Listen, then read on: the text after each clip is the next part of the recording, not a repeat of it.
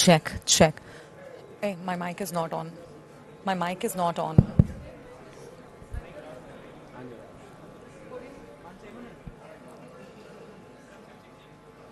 Check. Sound check. Request you all to kindly settle down. Good evening to everybody. Honorable Chief Minister is right here outside. He might step in any minute now. Requesting all of you to kindly settle down and maintain silence.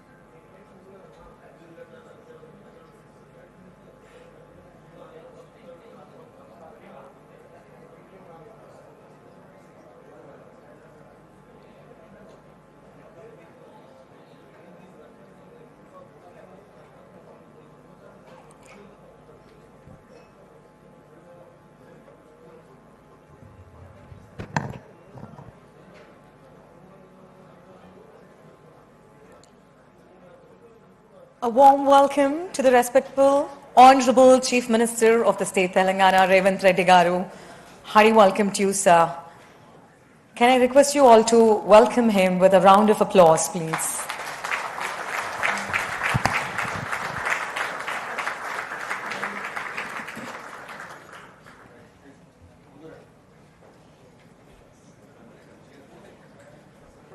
We'll just give 30 seconds for everybody to settle down.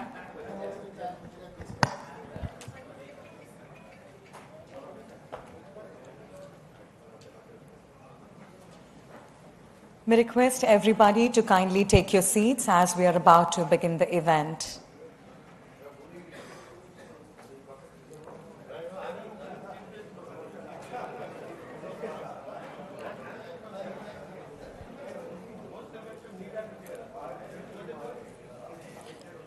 Shall I start? So shall I start? Yeah. Andarki namaskaram. Good evening.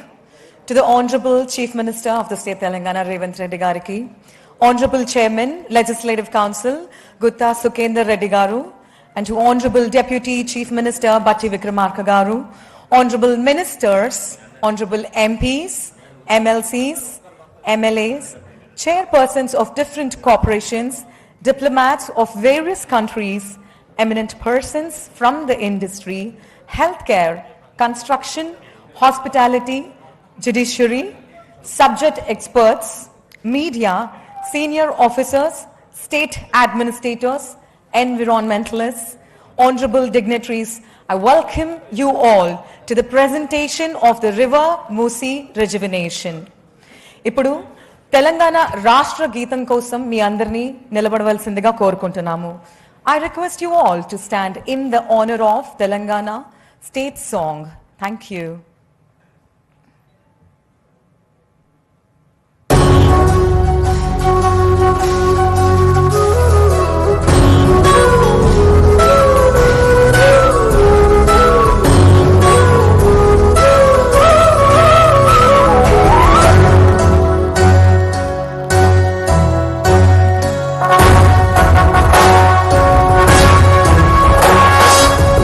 Jaya He Telangana Janani Jaya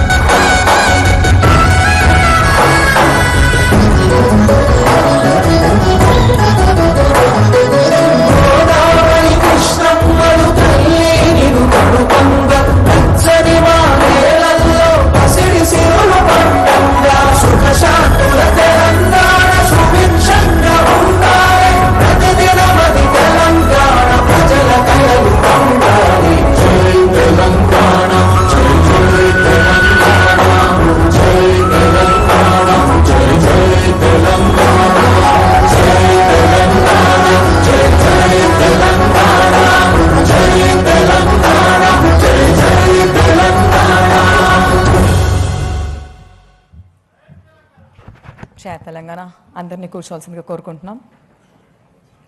We would also like to welcome the honorable speakers and all the dignitaries here.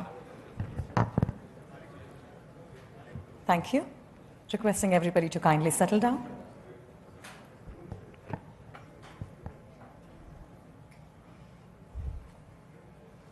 We also have Honorable IT Minister here. Warm welcome to you, sir.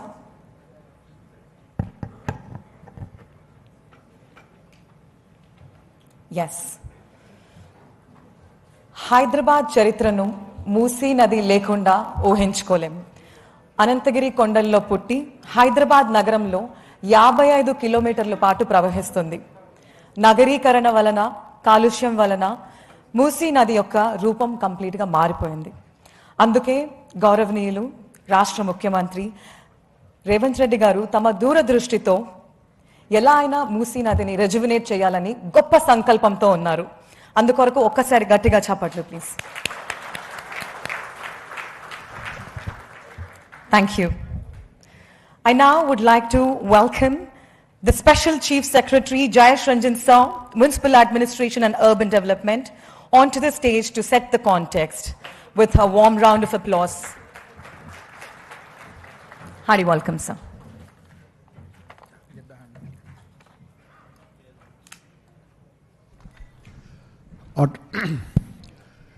Honorable Chief Minister, sir, Honorable Deputy Chief Minister, Honorable Speaker, sir, Honorable Council Chairman, respected ministers, advisors, members of Parliament, members of Legislative Assembly, Legislative Council, representatives, chairpersons of various corporations, all our invitees, our guests, distinguished members of the diplomatic services, senior industry representatives from various verticals like manufacturing sector, healthcare, property development, entertainment and media, and all the domain experts who are here, all the environmental civil society organizations.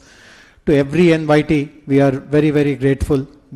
This is a one of its kind platform.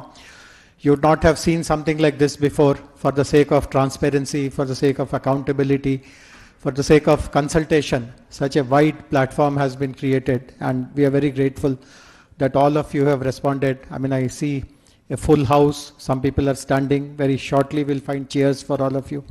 Just bear with us. As all of you would know, within weeks of taking office in the year 2023, Honorable Chief Minister announced a slew of flagship projects. Of course, the 6 guarantees are well known, but there were other important developmental initiatives which were announced by Honorable Chief Minister. And to revive and rejuvenate MUSI River was one of the important ones. I have had the pleasure of accompanying Honorable Chief Minister to few of his international visits. And I know for sure that wherever Honorable Chief Minister has gone, one of the first demands that he has put on us is that please find out if there is any water body, if there is any river, and how has that country developed that river. And in the process, Honorable CM has visited the Thames River, the rivers in Tokyo, in Seoul, and in so many other places as well. And everywhere we have seen that the rejuvenation of the river has created a huge multiplier effect for the economy of that city and of that country. And we all know historically why when the Asaf Jahis set up their dynasty, they chose the riverfront to establish all the important institutions. But obviously over a period of time, due to neglect, due to inadequate attention on planning, on resource support, the river today has become an embarrassment for us. In fact, I come from the north of the country. We have mighty rivers, we have bridges, and when you cross a bridge over a river, you get a sense that I'm crossing something. I mean, there is something very special which is happening. Here, when you cross any bridge over MUSI, you don't even notice that you are crossing a river. It has become so insignificant, etc. I can share something else which is very personal. In fact, the MUSI River Rejuvenation Plan was tried out way back in 2005 also. I was the Vice Chairman of the Hyderabad Urban Development Authority. which is called Huda. The then Chief Minister Dr. Y.S. Rajshekar Reddy had asked us, and at that time GHMC was called MCH, to look at the river rejuvenation project. We had engaged a very eminent architect called Hafiz Contractor to guide us. But we were not able, he gave us good ideas, but we were not able to make any progress because one very fundamental question could not be answered. And that fundamental question was, how do you bring water into this river? This river can be, so much of landscaping can be done, so much of other things can be done. And just because this fundamental question could not be answered, we could not make any progress over the last 2 decades. And I'm sure you would have read about it. One of the smartest river interlinking projects is happening here. We are now supplementing Godavari river water into this river to make it perennial, and obviously various other things will happen. The last point which I want to make is about the format of today's interaction. As soon as I finish, I would request my colleague, the Managing Director of the MUSI River Development Corporation Limited, Mr. E.V. Narasimha Reddy, to explain using a presentation. We have engaged a very reputed consortium of agencies to prepare the master plan for this river rejuvenation. These are all international companies. It is led by a Singapore-based company called Mainhart, along with Rios of United States, Cushman and Wakefield, which is also a global consultancy, one of the big 5. So they have just about a month ago given us the detailed project report for phase 1 of the project. So my colleague will explain about what is there in the DPR. He will also provide a little bit of a historical context. Some of you might have seen some of the displays in the foyer when you would have entered. If you have not, please do look. Take a look before you leave. It has some amazing illustrations and pictures and historical markers of how this river has created an impact, a very deep impact in the history of the 435 years history of Hyderabad. And after my colleague's presentation, we would be requesting Honorable Chief Minister for his address. And before the evening concludes, obviously we have arranged for dinner and accompanied with some entertainment in the outside lawns. So please do make full use of this time that you have chosen to spend with us. And once again, very, very warm greetings and welcome to all of you on behalf of Telangana government. Thank you very much.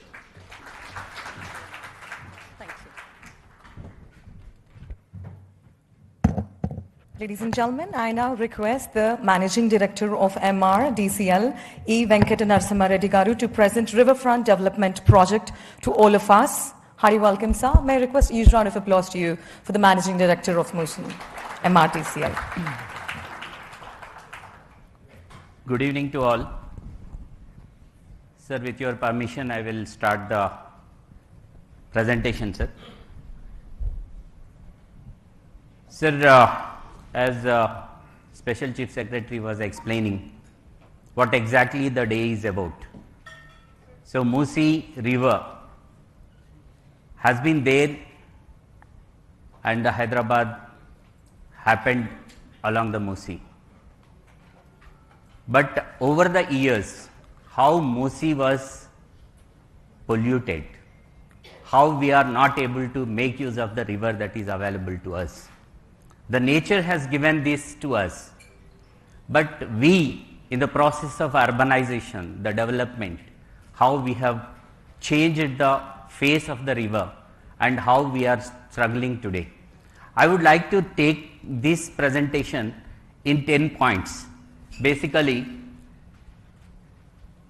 so just I will give the context of the MUSI, the current crisis, what is the crisis now, and then I go to the global benchmarks of the riverfront projects across the world, across India, government's vision for MUSI development, what exactly the leadership is now thinking of, and what is the vision for 55 kilometers, which is going to be in the second phase also, the phase 1 planning, what it is, and the DPR components.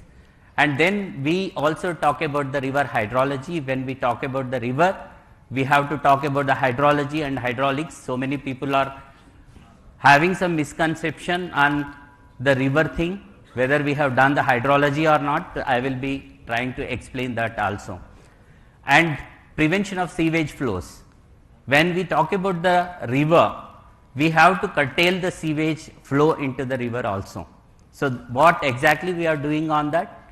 And then multi-use buffer zone, why the buffer zone is very important, what the rules say, what the government of India says, all these things also be spoken about. And then Gandhi Sarovar, where the historical importance of Bapu Ghat and how the Gandhi Sarovar is shaping up. Then the east-west mobility corridor, how the decongestion of Hyderabad is going to happen with this very good project. And then the last and not the least one, but it is very, very important. I welcome Honorable Minister Revenue. Also, please join us, sir. The last one is the cultural integration. Hyderabad is known for the culture and also secular Hyderabad. So how it is going to be connected through the MUSI? This is also very, very important. Under these 10 topics, I am going to cover the entire vision of the government. So just to see the historical background, this is the picture of 1892. So this was taken by one photographer called Deen Dayal in 1880s. Hyderabad was founded in 1591 and it grew along the MUSI in the Qutub Shahi dynasty. Then the river provided water for agriculture, trade and daily use. So this was the river which was giving even the drinking water at that point in time. For 300 plus years, the MUSI was the city's ecological balance. This is the backbone of the city, actually where Hyderabad has grown. This is the picture of that time and how it was. And agriculture was happening, everything was happening. Then what is this MUSI about?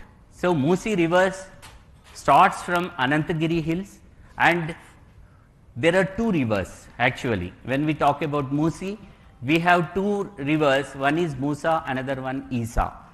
These two come and merge, confluence is at Bapu Ghat. That is called Bapu Ghat now. In between, after 1908 floods, two reservoirs were constructed. Before 1908, there were no reservoirs. 1908 floods have made us to have the two reservoirs. This is basically for the drinking water, not only for the drinking water, but flood control. That was the measure that was taken. Usman Sagar started in 1911 and constructed in 1920. This starts from Anantagiri Hills and it flows up to 55 kilometers and reaches Usman Sagar. And another river called Isa, this starts in Pargi area and this starts and comes 49 kilometers and comes to Himayat Sagar. This was constructed and completed by 1927.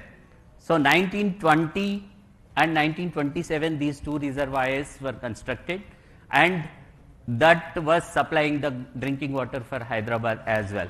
Then from there, the MUSI now, if we take the ORR, outer ring road, 159 kilometers of outer ring road, where at Rajendra Nagar and Gandipet ORR, that is Narsinghi Junction, to Gaurelli, this is the other place where exactly this is the Gaurelli place.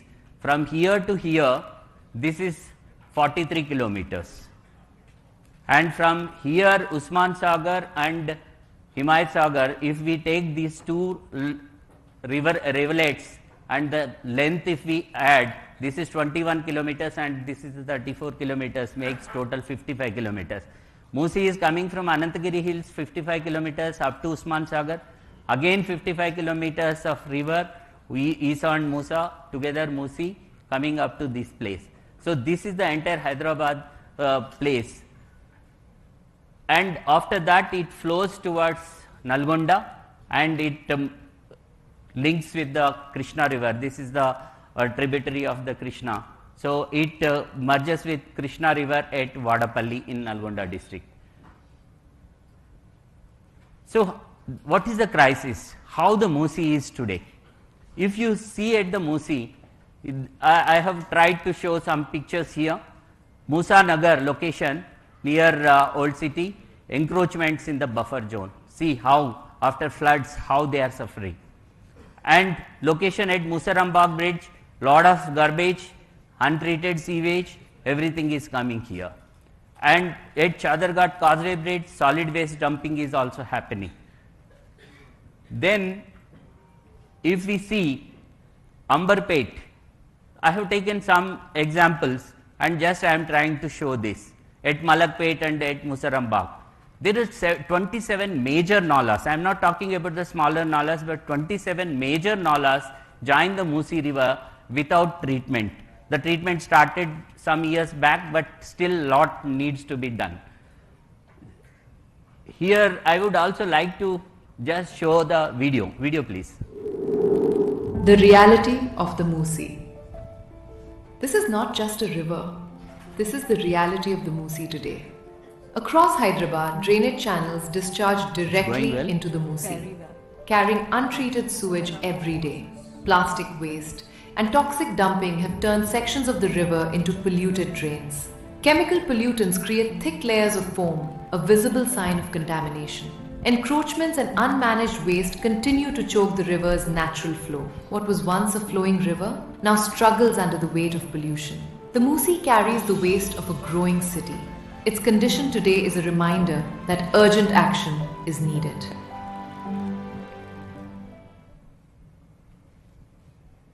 This is the urgency where we are today.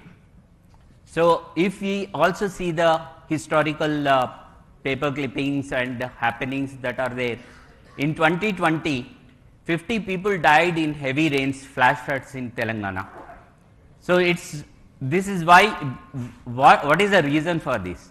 Because MUSI has to take all the nalas into that. Whatever flood that comes, that has to merge into the MUSI and it has to flow uninterrupted. But if that is not happening, then the flooding happens. This is called urban flooding. So, in urban flooding, the risks and infrastructure challenges are also there. This is one thing that happened in 2025. This 2 dead, 2 missing in rain related incidents, parts of city waterlogged, complete city waterlogged. And this is 1,000 plus families have to be displaced. Heavy rain pounds Hyderabad, and location this is Shankar Nagar in 2020, and this is 2025 news item. Please video please. Hyderabad. MUSI river overflowing houses. Person is Hyderabad going. battered by intense rainfall, plunging the city once again into chaos.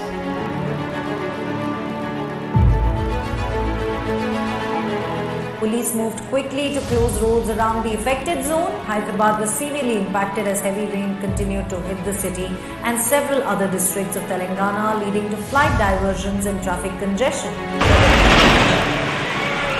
As the city's old city faces severe flooding, forcing hundreds to evacuate. Death toll has now gone up to 34. The forces have also joined into the rescue operations to safely evacuate.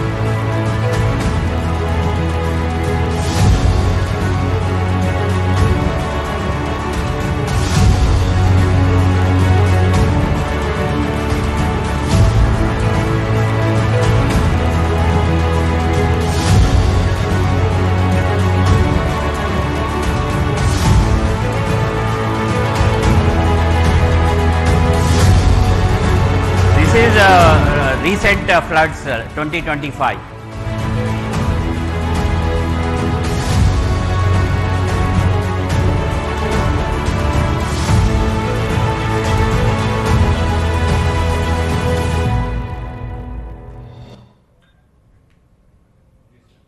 This is how havoc the heavy rains are doing in Hyderabad.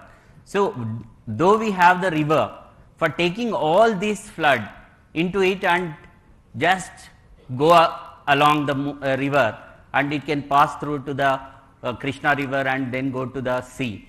But because of various obstructions and other things, it is not happening. So, that is the crisis. Added to this, the climate change that is also there. As we have seen, within 24 hours, we are seeing 25 centimeters of rain, 40 centimeters of rain.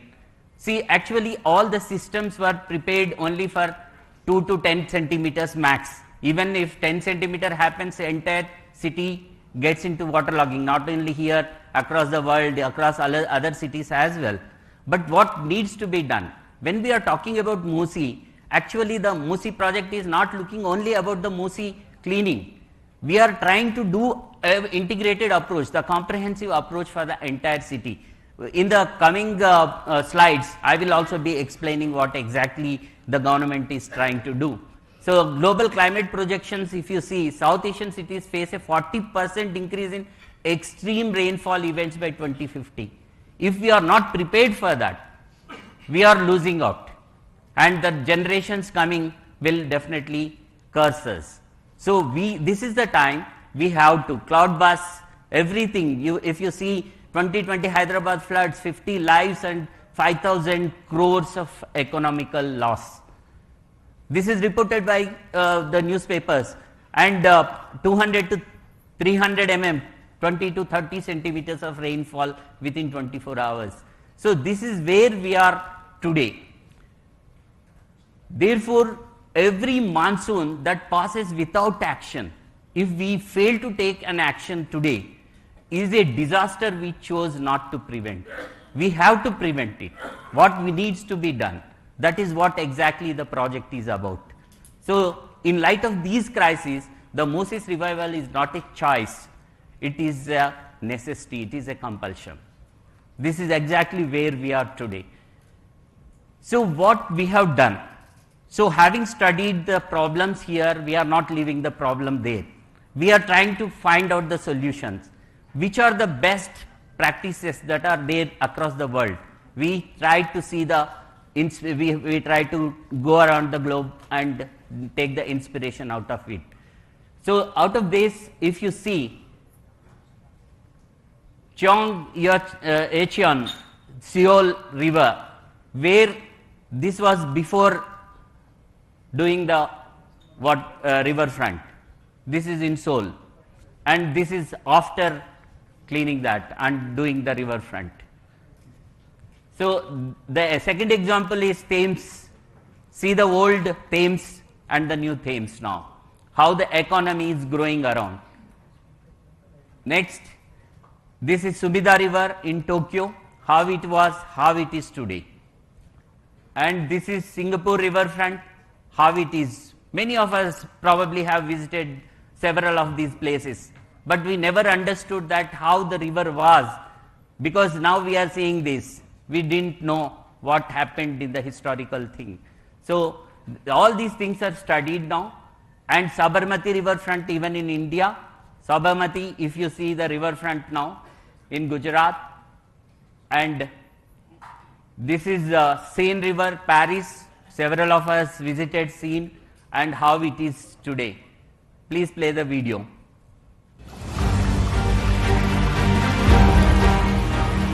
Once, many great cities turned their backs on their rivers. Pollution, encroachment, forgotten waterways at the heart of growing cities. But vision changed their course. Seoul removed a highway to restore the Cheonggyecheon stream, bringing water, nature and people back to the city. Tokyo revitalized its riverbanks, creating vibrant public spaces along the Sumida River. London turned the Thames into a thriving cultural and economic corridor. Singapore transformed a polluted waterway into one of the world's most celebrated riverfronts. Paris transformed the banks of the Seine River into vibrant pedestrian spaces. Ahmedabad turned the Sabarmati River into a thriving public riverfront. Across the world, cities chose to restore their rivers and reshape their future. Now, it is Hyderabad's moment. The revival of the MUSI begins.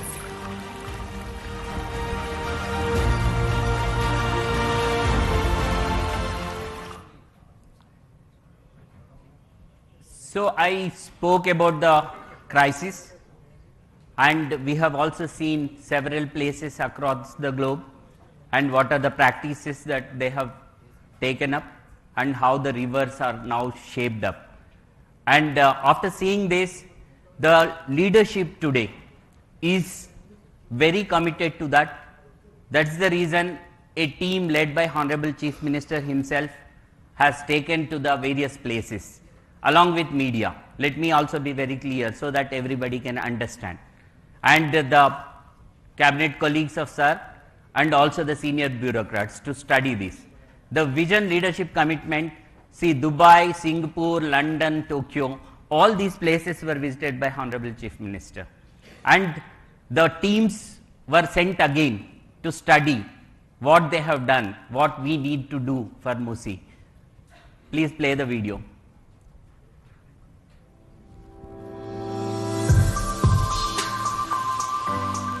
Here we are trying to show the riverfront and also Honorable Chief Minister's visit there.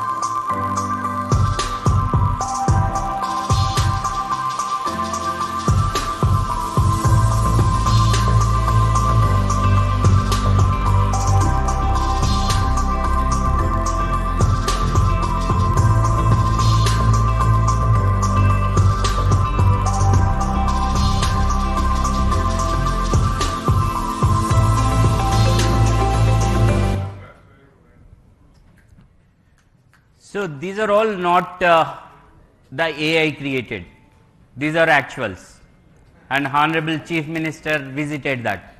So when we are trying to show the vision, people are thinking that AI, but that is based on the actual study that is done and the pictures are presented here.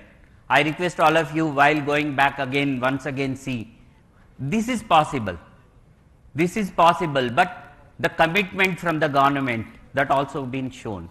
So this is the right time, we have to arise and we have to see that this happens. Then what we have done on this front, for the last 1.5 to 2 years, the field study is done, the understanding is done, the data collection is done. First, data collection is very, very important. After data collection, that is collated, and then the study happened, and we are coming out with a plan. The plan will be implemented. I am trying to just showcase the plan, what we are exactly thinking of. In this particular thing, Hyderabad is going towards blue and green Hyderabad. As you are aware, already we have a beautiful ecosystem here. We have 1,000+ lakes within Hyderabad's jurisdiction in the Cure area. Now we are calling core urban region economy area. Within that, about 2,000 are there, but we are going to take up at least 1,000 lakes. Already the activity started, rejuvenating or lake improvement happening, and that will go on. That is one. This is a lake system having the chain system. One lake is full, then the overflow of that lake comes to the other one, second, third one, and then it comes into the MUSI. So we are also targeting that, that is also happening. Then the clean river, what does it mean? There is no sewage flow into MUSI. How to treat this, where to send this, how to utilize the resources that are available. Second is the flood mitigation. I have shown how the floods are making havoc in city. So this is also very important to save the lives and properties of the people and also to thrive the economy in Hyderabad. So flood mitigation measures, accessible riverfront. When the river is there, people have to enjoy the riverfront. They have to have that ecological balance and they have to enjoy the riverfront so that the public spaces have to be improved. Connected city, see river is there, how to connect it. So the mobility is also another factor that is also considered in this project. And sustainable development. Every development that is taken up has to be a sustainable development. These days we are talking global SDGs. With this river, at least we are attempting to have 6 sustainable development goals achieved into this. This is what exactly. And we have very rich heritage. Probably some of you might have seen what we tried to show from Vishnu Kundins now to the present day, how the history has shaped up and how the history has given invaluable heritage to Hyderabad. We have to restore it and protect it. And the most important thing is with all these things, now you have seen all the videos of Tokyo, Singapore and London, every city, the economy is thriving next to the river. Night economy is there. So why not we have, so that the people can also work in the nights, blue collar jobs will come and they will earn very good amount to live, livelihoods improvement. Then we have also done some analysis and compared with other rivers. So in the Seoul, the Chong Yecheon river is developed only 5.8 kilometers. What we have seen is only 5.8 kilometers. And Sabarmati riverfront in phase 1 they have done 11.5 kilometers. In phase 2 now they are doing 13 kilometers. Subida river Tokyo 23.5 kilometers. Seine river in Paris 29 kilometers. Thames London 39 kilometers. MUSI phase 1 itself we are taking up 21 kilometers. So comparables, we are trying to compare with the world global best practices. And MUSI full vision will be 55 kilometers, the balance will be taken up in phase 2. So how it is going to help the economy? When we talk about the economy, Honorable Chief Minister always speaks of the night economy and economy around the river. What exactly that means? Most of the people may not have understood this. We will try to just explain here for these rivers. 5.8 kilometers of Seoul river, when it was done, urban stream corridor is developed and 50,000 plus daily visitors are going there, just 5.8 kilometers. And 9 plus billion USD investments have come next to the river. And 190 million tourists over 10 years. So this will become an economic hub. This is how Seoul has taken the advantage of the river.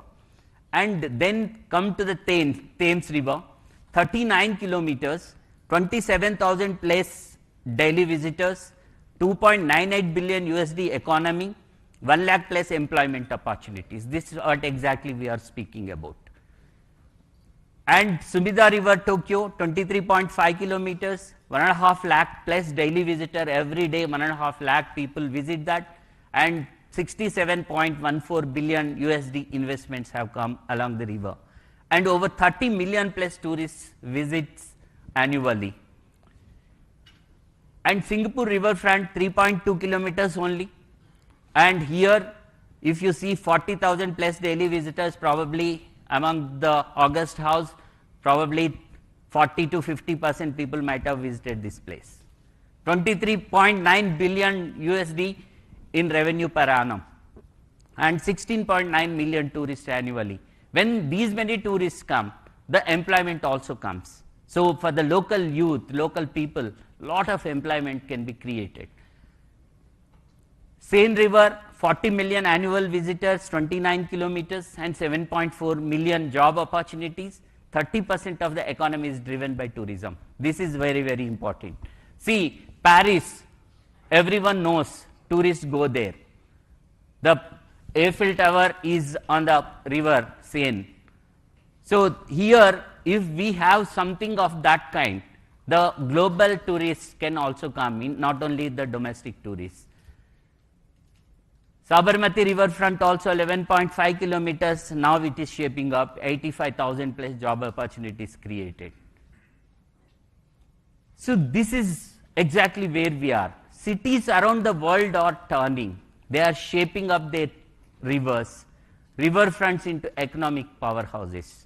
Why not we? What could 55 kilometers of fully realized riverfront unlock for Hyderabad? Just I am trying to put this in your minds and in everybody's mind. If those countries can do with the smaller extent of riverfront, so much of economic activity, job creation, tourist attraction, thereby economic growth of the country, why not for the Hyderabad now? Why we should not take that advantage? That's what exactly Honorable Chief Minister thinks and the state government thinks. So then we have studied, prepared the master plan. In the master plan, this is in two phases. Phase 1 is for 21 kilometers and 55 kilometers master plan. Also, I am trying to just show how we are proceeding further. I'm now switching on to the technicalities into that. I will try to touch upon some of the technical things here. Sir, I think I can have the time, sir. So 55 kilometers is divided into 5 zones. So based on the population, based on the river stretch, these zones are identified. If you see the zone 1 from Gandipet, that is Usman Sagar, and this is Rajendra Nagar, where Himayat Sagar is there. There are 2 rivers, one is MUSI River, another one is Isa River. Both put together are becoming 21 kilometers. And thereafter, this becomes only single river called MUSI, and this flows in zone 2 up to Purana Pool 6 kilometers, and from Purana Pool to MGBS it is 4 kilometers, MGBS to Uppal 8 kilometers, and from Nagol on to Gaureli exit ORR on the east side is about 16 kilometers. So this entire stretch is 34 kilometers and this is 21. That's how it is 55 kilometers vision. So in this, why this is zoning is considered? This is the new development that is happening. This is the old development that happened in zone 2 and zone 3, and zone 4 is semi and now growing area, and this is again the future growth corridor, we can say.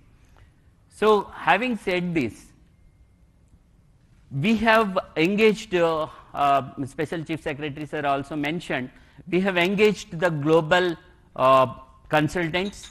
Menhort is the main consultant. He is from the Singapore, having lot of projects done in Singapore, and the Rios is the designer. He is from that company is from the US, and Cushman and Wakefield is known for the general big 4 companies called consultants. So they will work on the economic models and other things. And these 3 have become a consortium, and they have given the aggregate master planning for phase 1, and they are doing for the phase 2 as well. Master planning components, what are there in the master plan? Master plan is not just about the DPR. People several times have a misconception saying that DPR is the final thing, but first we need to have the master plan. Then out of that the DPRs can be generated. DPR, this master planning is already, as I said, data collection and data analysis, then the plan, then we go to the implementation. Now we entered into the plan stage, and planning is happening, and phase 1 is already completed. In this blue master plan, green master plan, blue master plan is protecting all the water bodies and making the water flow without any contamination. Green Master Plan, improving the greenery along the MUSI and also in Hyderabad. Because these days we also are experiencing drought conditions. Unless we target the greenery also, this is also very, very important. Then comes the Land Use Master Plan. When we talk about the river and riverfront, what kind of land use it can be, what we need to take up, that is also coming in this overall master plan. And wherever we have potential for the marquee projects, as we have seen in other videos of other countries, how the marquee projects have come, that enhances the economy of the state. And infrastructure master plan, when we talk about the roads, the connectivity, the bridges, etc., that come under this infrastructure, and the financial master projects. So some of the important projects, how they are going to have the leverage of the MUSI and how the economy goes. So that covers everything. Phase 1 covers 2 river stretches, as I was explaining, from Gandipet to the Bapu Ghat, now we are calling it Gandhi Sarovar, and Himayat Sagar to Gandhi Sarovar, total 21 kilometers. This, what exactly are the components now we are looking at when we are talking about the MUSI? As I was explaining, just not cleaning the river, just not making some pathways and showing that river cleaning happened, riverfront happened, it is not like that. So river cleaning, accumulated silt and debris removal has to happen, and that too it has to happen very technically and scientifically. For this and riverbed profiling, we have to do the riverbed profiling and flood mitigation. This is most important. And slope stabilization. Unless we have the embankments properly, we cannot curtail the floods. We have to do that. And roads along the river bank, this is about the connectivity, east-west corridor. Trunk sewer mains, this is also very, very important. This is exactly what I was talking about. Unless we treat entire sewage across city and not allowing it directly enter into the MUSI without treatment, again the MUSI cleaning is not happening. So that's the reason this is also integrated and the plan is comprehensive. And water retention structures. So we have to have the water in the river all through 365 days, so that some boating can happen, some people can go in the evenings and relax there, and the night economy happens there.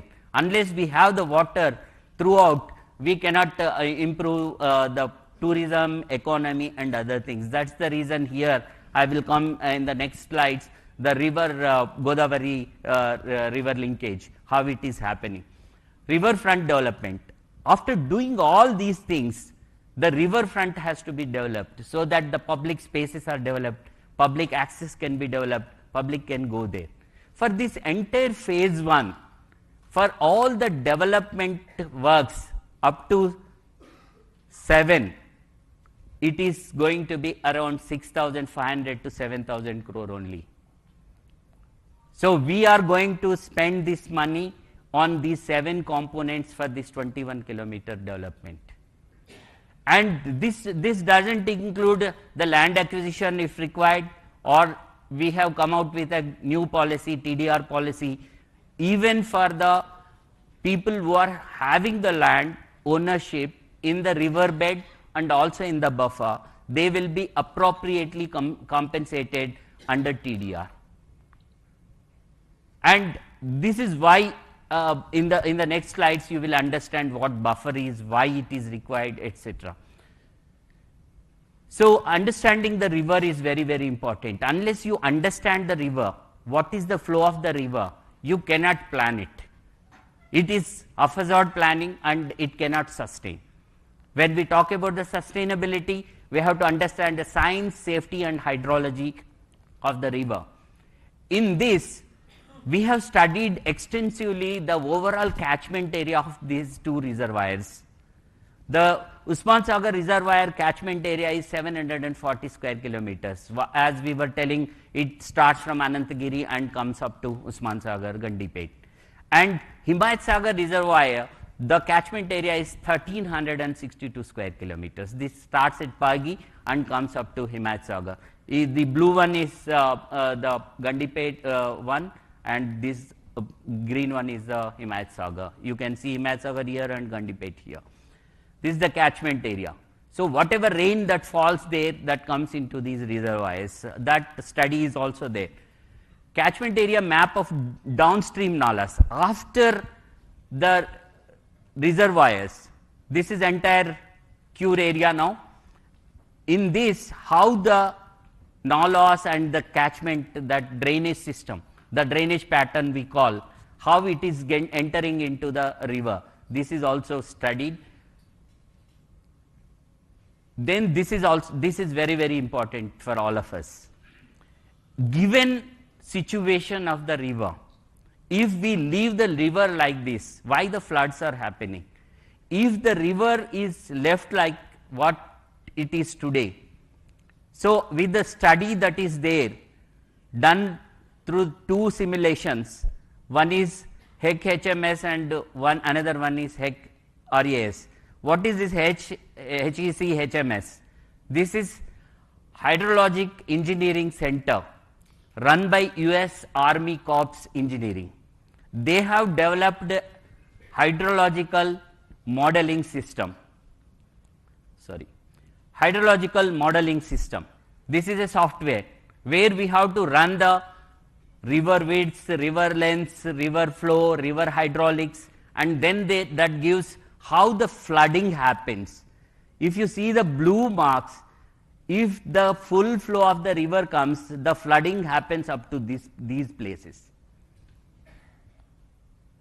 And this HEC-ROS is the river analysis system. So this analysis is done in both the softwares, so that we are thorough on this. And not only this, if after studying this, what should be the cross section of the river, we have identified. And if the river should not come outside the embankments, if this flooding should not happen, which is causing lot of human loss or even the property loss and the economic loss.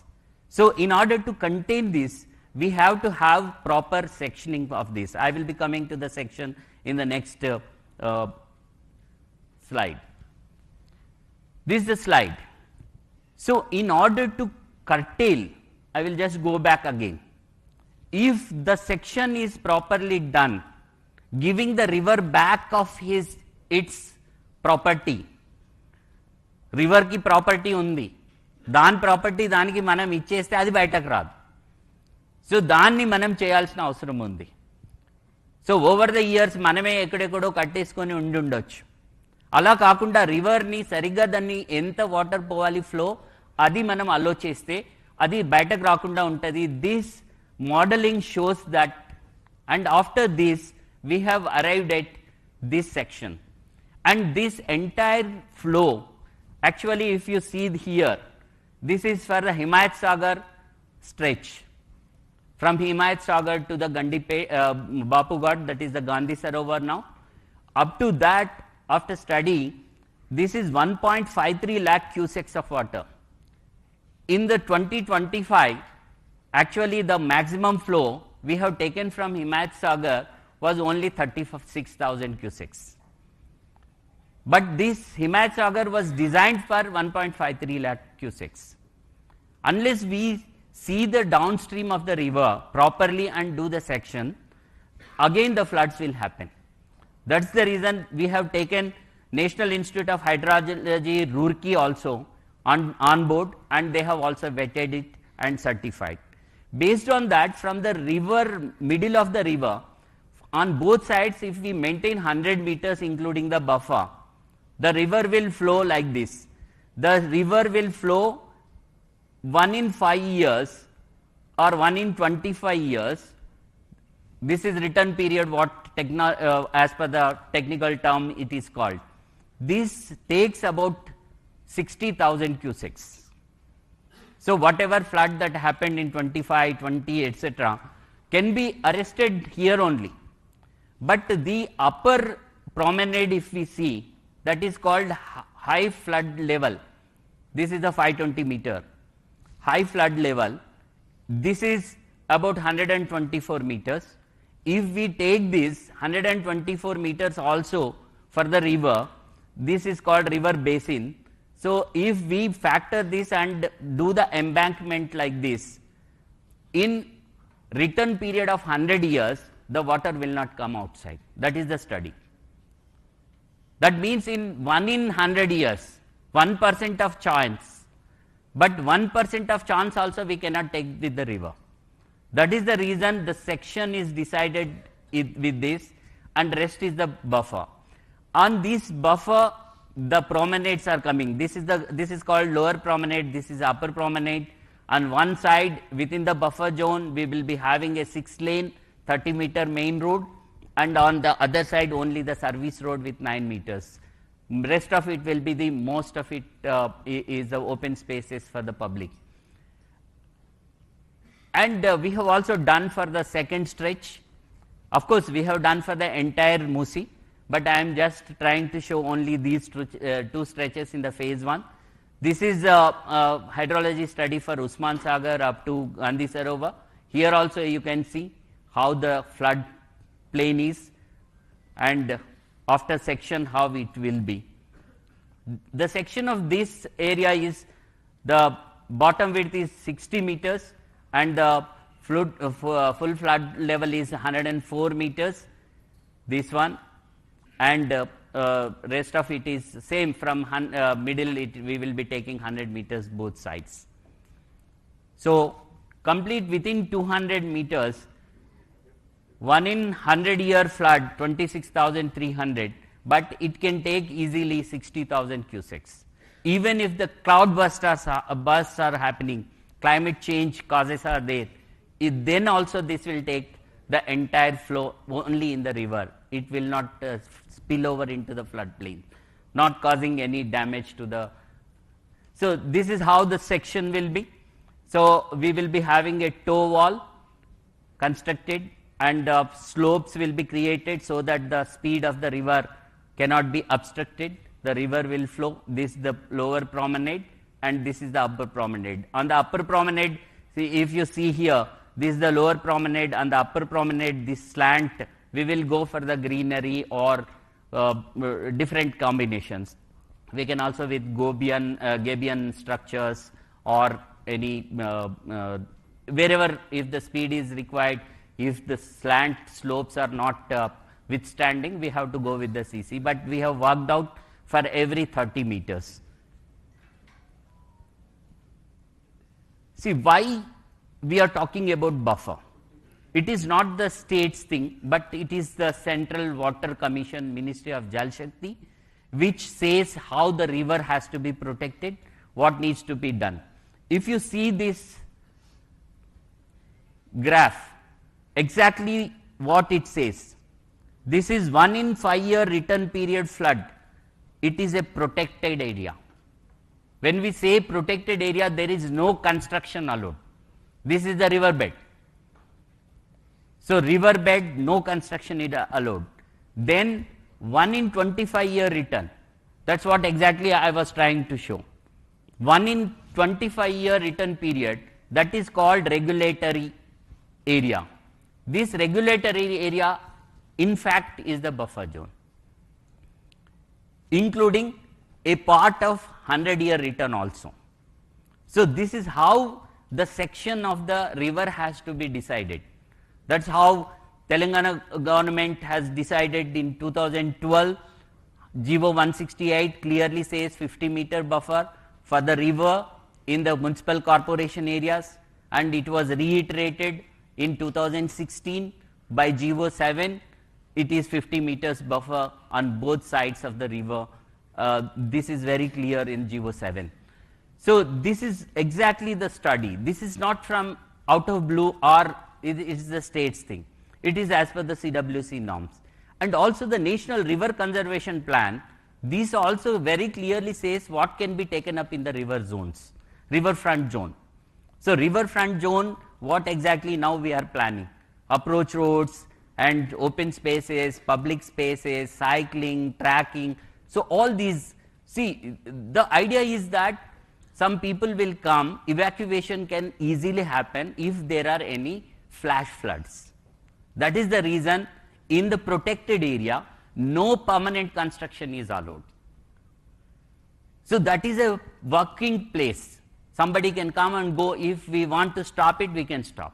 Residential is not allowed. That is very important.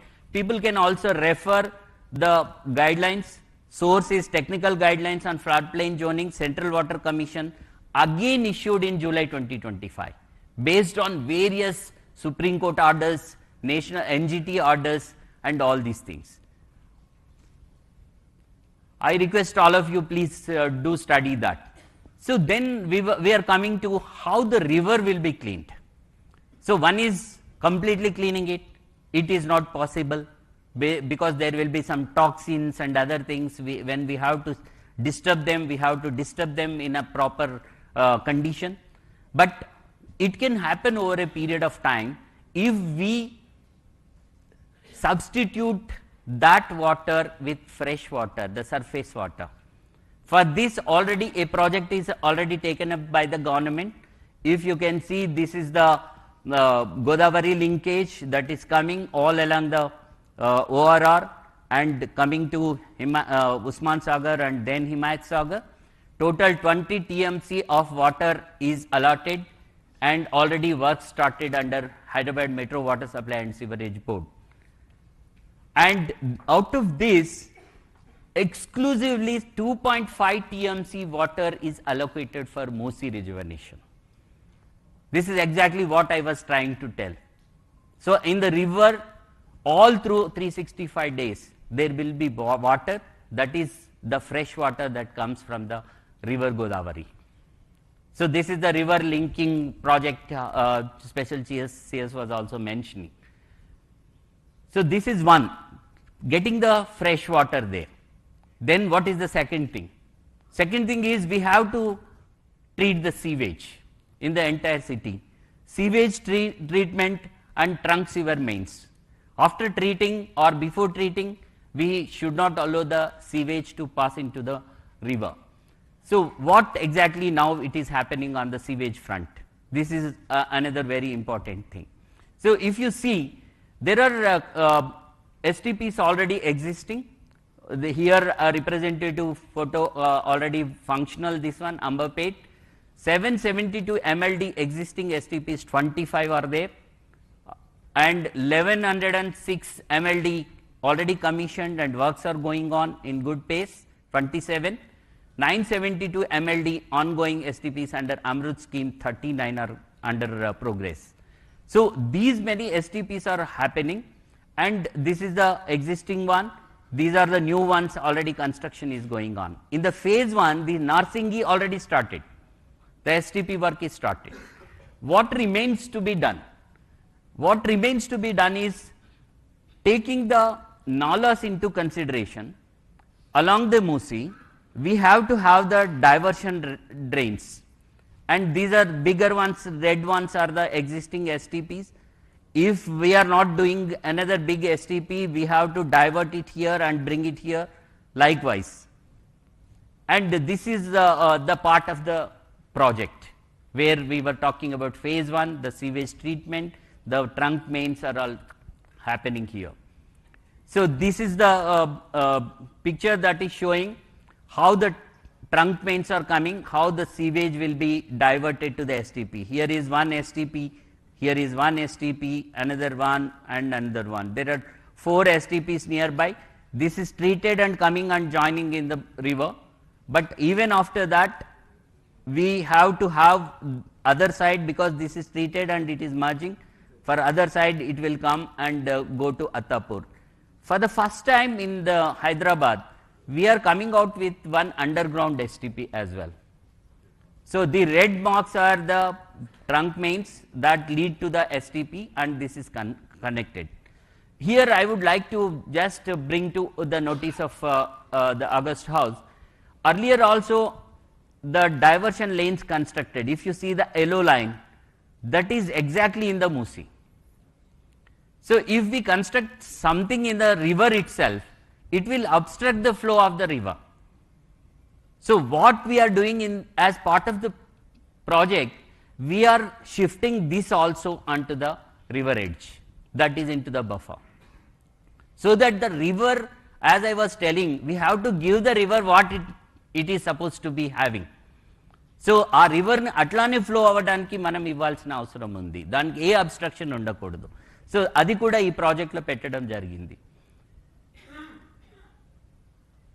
Then another very big decision taken by Honorable Chief Minister and the Cabinet Government is that, okay, now we are planning to have the STPs fully functional and diverting all the sewage into the STPs and treating it. Why not we treat tertiarily? The tertiary treatment has to happen. Then use that water. We are bringing Godavari water, Krishna water, all about 200 plus 300 plus kilometers with spending so much of money. That is for drinking water purpose. Whereas the sewage is just left like that. If you see the Singapore model, there they call P water. That is a treated sewage water that is utilized for various purposes. Why not we use? That is exactly the project is talking about. This is also factored now. After treating this sewage water, tertiary treatment will be done. This water will be supplied to the industry and particularly the data centers that are coming up. Already Metro Water Supply and Sewerage Board is working with TGIC, where the industrial areas are coming up. For example, Future City and also the Chandan Valley industrial area. A pipeline will be laid. Before that, at every treatment plant, we will be having a storage reservoir. Therefrom, it will be pumped to the respective industrial areas. Not only that, we will also be requesting all the developers here, sitting here, in the construction invariably we have to use this treated water. And also all the greenery that is coming up in Hyderabad, around ORR, we are also having contemplated already ring bund along the ORR, along the drinking water line. Next to that, new water pipeline will come. This will have storage tanks wherever necessary. There from the tanker supply can happen. Even the big industries, we will have the pipeline itself, and entire greenery will be supported by this water system only. This helps in two ways. One is reducing wastage of drinking water all the way we are bringing from Godavari and Krishna. That can be utilized effectively for the drinking water purposes. For all other purposes, we will get the water at a lesser price.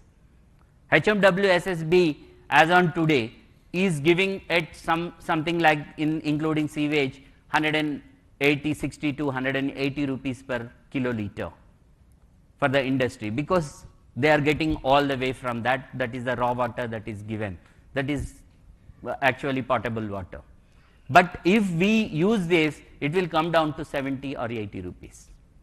It is going to help the industry as well, and also burden on the drinking water requirement. In the future, city is growing like anything, and in the core urban region economy area, we will be needing more drinking water.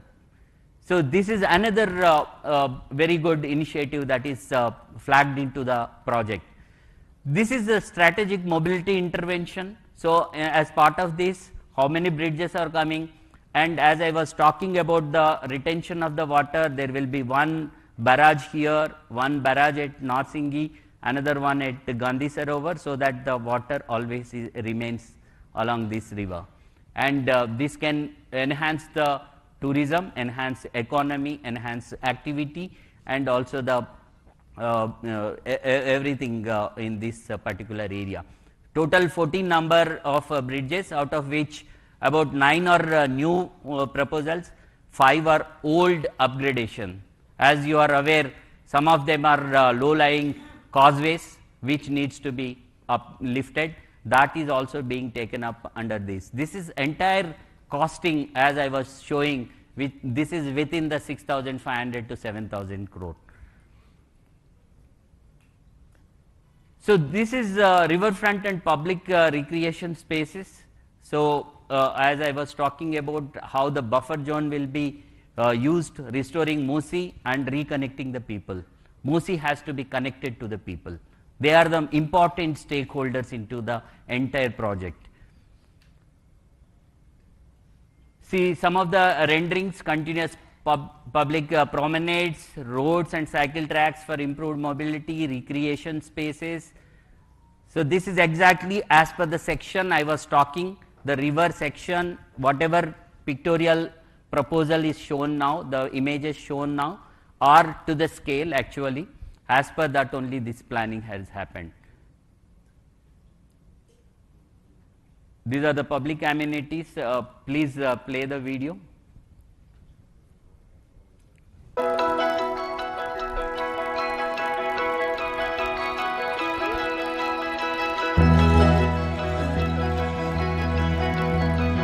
A paper this तरफ. Sridhar box and paper is this तरफ.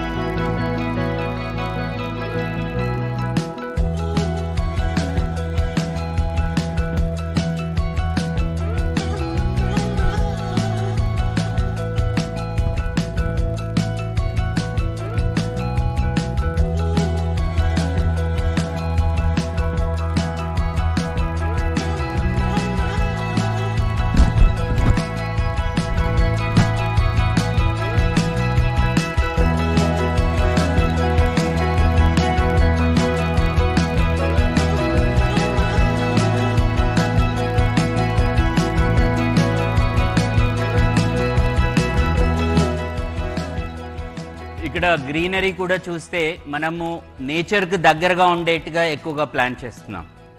Ecological బ్యాలెన్స్ని కూడా దృష్టిలో పెట్టుకొని తయారు చేయడం జరుగుతోంది. So అది చాలా ముఖ్యమైనటువంటి విషయం. సైకిల్ ట్రాక్స్ వస్తాయి, ఇట్లా క్రాస్ ఓవర్ బ్రిడ్జెస్ వస్తాయి, ఇందాక మనం అనుకున్న 14 బ్రిడ్జెస్ వస్తాయి. బరాజ్ ఉన్నందువల్ల ఈ నీళ్ళు ఆగుతాయి, దాంట్లో బోటింగ్ అది అవుతుంది. సో ఇది ప్రపోజ్డ్ రివర్ ఫ్రంట్ మనం ఏదైతే సెక్షన్ అనుకున్నామో రివర్ సెక్షన్ దానికి అనుబంధంగా తయారు చేసిందే. సో రోడ్ మనం అనుకుంటున్నాం 6 lane road next to the river. This is going to be the east west corridor. మనకి నార్సింగి నుంచి గౌరెల్లి వరకు, అంటే అటు విజయవాడకు వెళ్లాల్సిన వాళ్ళు హైవేకి, ఇటు బొంబాయి వెళ్లాల్సిన హైవేకి ఈజీగా కనెక్ట్ అవుతుంది. అదేవిధంగా బీజాపూర్ హైవేకి కనెక్ట్ అవుతుంది. So this is how we have envisioned with the technical study. The study happened for 1.5 years. We have gone around and seen every place, and Honorable Chief Minister himself seen, and he has given lot of inputs into that, and this is exactly the master planning happened. Now the DPR is also ready for the phase 1, and we will be immediately starting. As I was talking about the Gandhi Sarovar, what is the relevance of the Gandhi Sarovar? చాలా మంది అడుగుతారు, ఈ గాంధీ సరోవర్ ఇక్కడనే ఎందుకు ఉండాలి, ఇలానే ఎందుకు ఉండాలి, ఇలాంటి ప్రశ్నలు చాలా మందికి ఉన్నాయి. చాలా మందికి హిస్టారికల్ బ్యాక్గ్రౌండ్ తెలిసి ఉండకపోవచ్చు, కాబట్టి ఒకసారి అది కూడా మనం తెలుసుకోవాలి.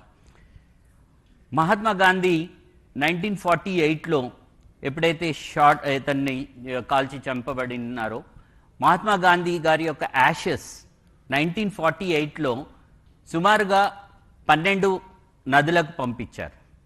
12 నదులే కాకుండా కన్యాకుమారిలో 2 సముద్రాలు కలిసే చోటికి కూడా పంపించారు, అక్కడ కలిపారు. ఇక్కడ మూసా అండ్ ఈసా 2 రివర్స్ కలుస్తున్నాయి కాబట్టి ఇది కూడా ఒక సంగమం, అంటే సంగమాలని టార్గెట్ చేయటం జరిగింది. ఇక్కడ ఒక సంగమం ఉంది అనే ఉద్దేశంతో ఇక్కడికి వచ్చి వారి యొక్క యాషెస్ కూడా కలిపారు.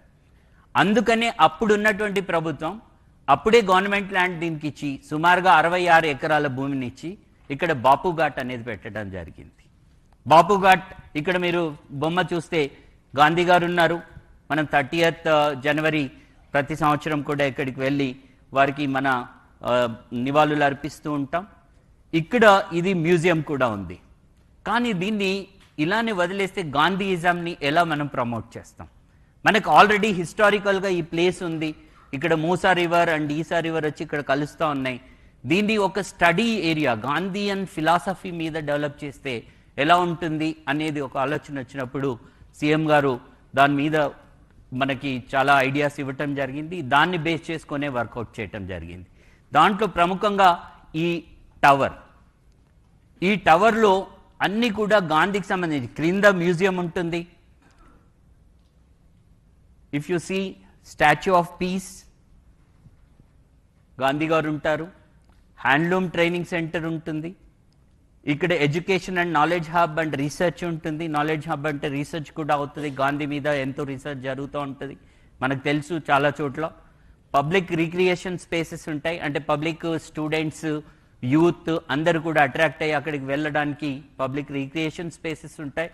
మెడిటేషన్ అండ్ వెల్నెస్ విలేజ్ ఉంటుంది.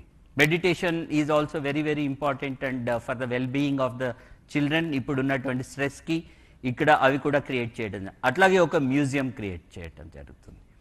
ఇవి ఎలా వస్తాయి అంటే దీంట్లో ఈ రకంగా గాంధీ మ్యూజియం వస్తుంది. వ్యూయింగ్ ప్లాట్ఫామ్స్, పైకి మనం ఎక్కినట్లయితే మొత్తం సిటీ కనబడుతుంది, వ్యూయింగ్ ఉంటుంది, గాంధీ ఉంటారు. ఈ పైన వెళ్ళిన చోట ఇక్కడ నుంచి మనం గాంధీ గారితో ఫొటోస్ కూడా తీసుకునే అవకాశం ఉంటుంది. కల్చరల్ అండ్ ఎగ్జిబిషన్ స్పేసెస్ కూడా ఉంటాయి. ఎవరైనా కల్చరల్ అండ్ ఎగ్జిబిషన్స్ అందులో చేయాలంటే గాంధీకి సంబంధించి arts, performance arts etcetera. And research centre. ఇదే కాకుండా బేసిక్గా ఇప్పుడు మనకు లిటరరీ ఫెస్టివల్స్ అవుతూ ఉంటాయి, బుక్ ఎగ్జిబిషన్స్ అవుతూ ఉంటాయి. అవి ఎక్కడెక్కడో అవుతూ ఉంటాయి. ఎక్కడో ఓపెన్ స్పేస్లో పెద్ద గుడారం లాంటిది వేసేసి మనం చూపిస్తూ ఉంటాం. ఇక్కడ ఆ స్పేసెస్ క్రియేట్ అయితే ఇది ఒక హ్యాపెనింగ్ ప్లేస్ అవుతుంది. So that is the whole idea. ఇది సుమారుగా 200 ఎకరాలలో ఈ గాంధీ సరోవర్ డెవలప్మెంట్ జరుగుతూ ఉంది. Video please.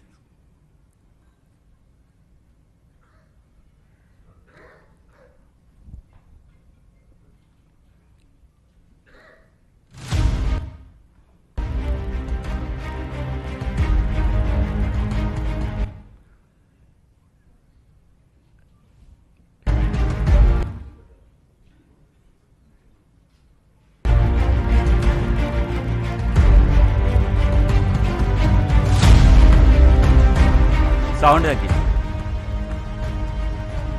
ఇక్కడ చూసినట్లయితే మూసా ఈసా రివర్ వస్తుంది. ఈ రోడ్లు ఏవైతే ఉన్నాయో ఈస్ట్ వెస్ట్ కారిడార్, సారీ,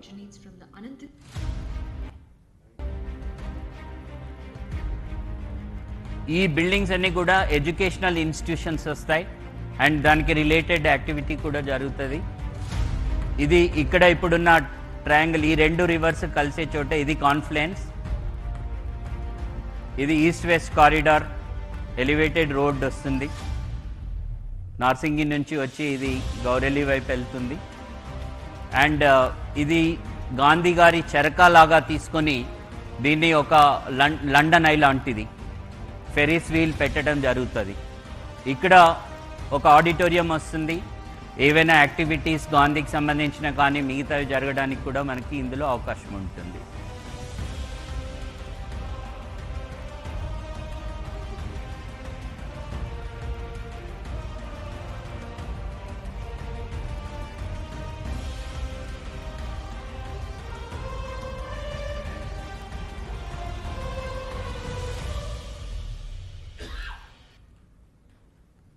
ఇది సుమారుగా 100 మీటర్స్ ఉంటుంది. గాంధీ గారి విగ్రహం దానికి ప్రపోర్షనేట్గా సుమారుగా 123 ఫీట్లు ఉంటుంది. సో దాని ప్రకారం ఇది చేయటం జరుగుతుంది. సో ఆల్రెడీ దీని డీటెయిలింగ్ కూడా అయిపోయింది. ప్రతి ఫ్లోర్లో ఏమొస్తుంది, ప్రతి లెవెల్లో ఏమొస్తుంది కూడా తీసుకోవటం జరిగింది. సో నెక్స్ట్ వస్తే డీకంజెస్టింగ్ హైదరాబాద్లో మనం హైదరాబాద్ గుండా వెళ్ళాలంటే, లోపల నుండి ఉన్నటువంటి రోడ్లలో వెళ్ళాలంటే ట్రాఫిక్ ఇబ్బందులు ఎదురవుతున్నటువంటి సందర్భంలో మరి alternate so many roads already మనం ప్లాన్ చేసాం, హెచ్ఎండిఏ నుంచి కానీ జిహెచ్ఎంసి నుంచి కానీ వీటన్నిటికన్నా ముఖ్యంగా మనకు రివర్ వెస్ట్ నుంచి ఈస్ట్కి ఫ్లో అవుతూ ఉంది. వెస్ట్ నుండి ఈస్ట్కి పోతున్నప్పుడు ఎన్ని చోట్లైనా మనము ర్యాంప్స్ తీసుకుంటే లోపలికి వెళ్ళాల్సిన వాళ్ళు చాలా సులభంగా వెళ్తారు. ఒకవేళ వద్దు ఈ ట్రాఫిక్ని తప్పించాలి అని అనుకుంటే మనం గండిపేట నుంచి స్టార్ట్ అయ్యి ఒకవేళ గౌరెల్లి ఆర్ విజయవాడ హైవేకి వెళ్ళాలి అనుకుంటే మనము 91 కిలోమీటర్లు ప్రయాణం చేయాలి. ఇటువైపు నుంచి అయితే 69 కిలోమీటర్లు, సుమారుగా 70 కిలోమీటర్లు ప్రయాణం చేయాలి. కానీ ఒకవేళ గండిపేటలో స్టార్ట్ అయ్యి ఇక్కడి నుంచి మనం కారిడార్ ఏదైతే ఇప్పుడు ప్రపోజ్ చేశామో కేవలం 43 కిలోమీటర్లలో 45 నిమిషాలలో వెళ్ళటానికి వీలవుతుంది. సో ఇది 3 రకాలుగా ఉపయోగపడుతుంది. ఒకటి, మన ట్రావెల్ టైం తగ్గిస్తుంది. రెండోది, మన వెహికల్ ఏదైతే కన్జంప్షన్ చేస్తుందో డీజిల్ ఆర్ పెట్రోల్ అది చాలా తగ్గిపోతుంది, అంటే ఎకనామికల్గా వైబుల్ అవుతుంది. థర్డ్ది వచ్చేసి మనకు హైదరాబాద్ లోపల ఉన్న రోడ్లలో డీకంజెస్ట్ అవుతుంది, అంటే అక్కడ కూడా ప్రయాణం చేసిన వాళ్ళకి కూడా మనం సదుపాయం ఇచ్చినట్లు అవుతుంది. సో ఎకనామికల్గా this is most important and viable project. So ఈ కారిడార్లో ఇప్పుడు ఫేజ్ 1లో మనం చేస్తున్నటువంటిది ఈ 2 స్ట్రెచ్లు చేస్తూ ఉన్నాం. ఫస్ట్ ఈ స్ట్రెచ్ ఎడ్ గ్రేడ్లో తీసుకుంటున్నాం. ఇక్కడ బుద్వేల్ జంక్షన్ ఒకటి ఇప్పుడు ట్రంపెట్ అవుతుంది. మొన్ననే హానరబుల్ చీఫ్ మినిస్టర్ గారు దానికి ఫౌండేషన్ వేశారు. HMDA నుంచి చేస్తున్నారు. హిమాయత్ సాగర్ దగ్గర ఇక్కడ చేసి ఇక్కడ నుంచి ఎడ్ గ్రేడ్ 100 feet wide road, 30 meter wide road వస్తుంది. ఇక్కడ నుంచి నార్సింగి దగ్గర నుంచి కూడా 100 meter. ఇది నార్సింగి దగ్గర నుంచే కాదు, దానికన్నా ముందు గండిపేట వరకు వస్తుంది. ఈ గండిపేట నుంచి అది ఇటువైపు ఈ హైవే ఏదైతే మనకు కనబడుతూ ఉందో ఈ highway goes to Vikarabad and also Bijapur. So ఈ హైవేకి కూడా ఇది కలుస్తుంది. అది కూడా ఇప్పుడు వైడనింగ్ అవుతుంది, ఇక్కడ కలుస్తుంది. తర్వాత హైటెక్ సిటీ వెళ్ళాల్సిన వాళ్ళు ఇప్పుడు ఏదైతే నియోపోలిస్ వస్తూ ఉందో ఇక్కడ నుంచి ఒక ఆమ్ మనకి శంకర్పల్లి రోడ్డుకు కలుస్తుంది. దానివల్ల నియోపోలిస్ పోవటం కూడా సులభం అవుతుంది. సో కంప్లీట్గా డీకంజెషన్ అండ్ కనెక్టివిటీ దీంట్లో తీసుకున్నటువంటి అదర్ ఆస్పెక్ట్. ఇది ఫేజ్ 1లో ఇక్కడి వరకు కంప్లీట్ అయిపోయిన తర్వాత దీన్ని యొక్క అలైన్మెంట్ కూడా కంప్లీట్ అయింది. దీని యొక్క డిపిఆర్ కూడా సపరేట్గా రెడీ అవుతుంది. అది నెక్స్ట్ ఒక 1 monthలో రెడీ అవుతుంది. ఆ తర్వాత దీన్ని మనం ఏదైతే ORR ఉందో express way, 8 lane express way, దాన్ని ఎలాగైతే మనము TOT పద్ధతిలో చేశామో దీన్ని కూడా అదే పద్ధతిలో చేయాలని చెప్పేసి ఆలోచించడం జరుగుతూ ఉంది. దానికే మన కుష్మన్ అండ్ విక్ఫీల్డ్ వాళ్ళు కూడా దానికి ఏ రకంగా ఫైనాన్షియల్ మోడలింగ్ చేయాలి కూడా వాళ్ళు చేస్తూ ఉన్నారు. Please run the video.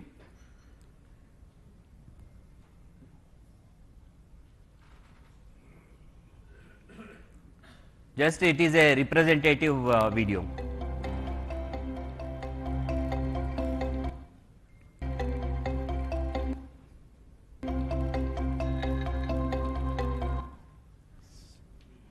Slow in.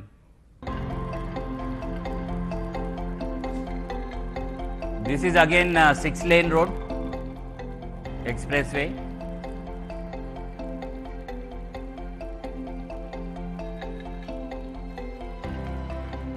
This connects all these highways.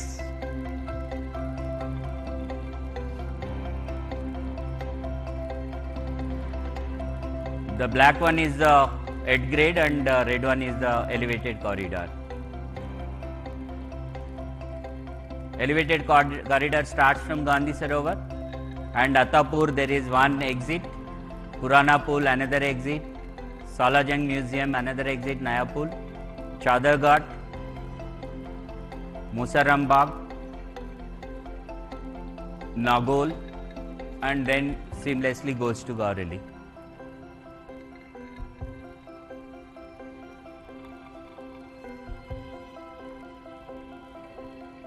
This is the left pavement road and this is the right pavement road. This is the MUSI cross section. Purana Pool Bridge, how the exits are going to come. The previous one was at MGBS over the metro rail. This reduces not only the travel time but as I said economically viable for the public at large, and this is how it is going to be. Next. So exactly this decongestion, mobility, all these things are spoken about in this project. And coming to the next very important thing, what is that? As I was telling, the forefathers have given us a great heritage. We have to protect that heritage and we have to take the leeway of that heritage. So heritage tourism Most of us visited Italy, France or any other European country. Whenever we go around the monuments, we go around the heritage structures and we say wow. But when we have the same thing in Hyderabad, why not we improve it? Why not we attract the global people here? Look at that. So these are some of the heritage structures that are there. మన దగ్గర ఉన్నటువంటి చాలా అమూల్యమైనటువంటి heritage, ఎప్పుడో Qutub Shahi time నుంచి కట్టినటువంటివి. Qutub Shahi Tomes ఉన్నాయి, మనకి తారామతి బారాదరి ఉంది,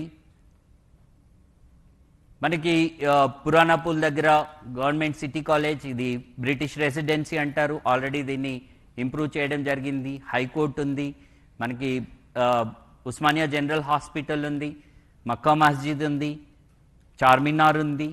మనము పురాణాపూల్ దగ్గర దిగితే 2 నిమిషాలలో మక్కా మస్జిద్కి వెళ్ళొచ్చు, చార్మినార్ చూడడానికి వెళ్ళిపోవచ్చు. సో మొబిలిటీతో పాటు వీటిని కూడా ఇంప్రూవ్ చేయటం స్టార్ట్ అయింది. ఆల్రెడీ మనము వరల్డ్ మాన్యుమెంట్స్ ఫండ్ ఇండియాతోని ఒక అగ్రిమెంట్ కూడా చేసుకోవటం జరిగింది.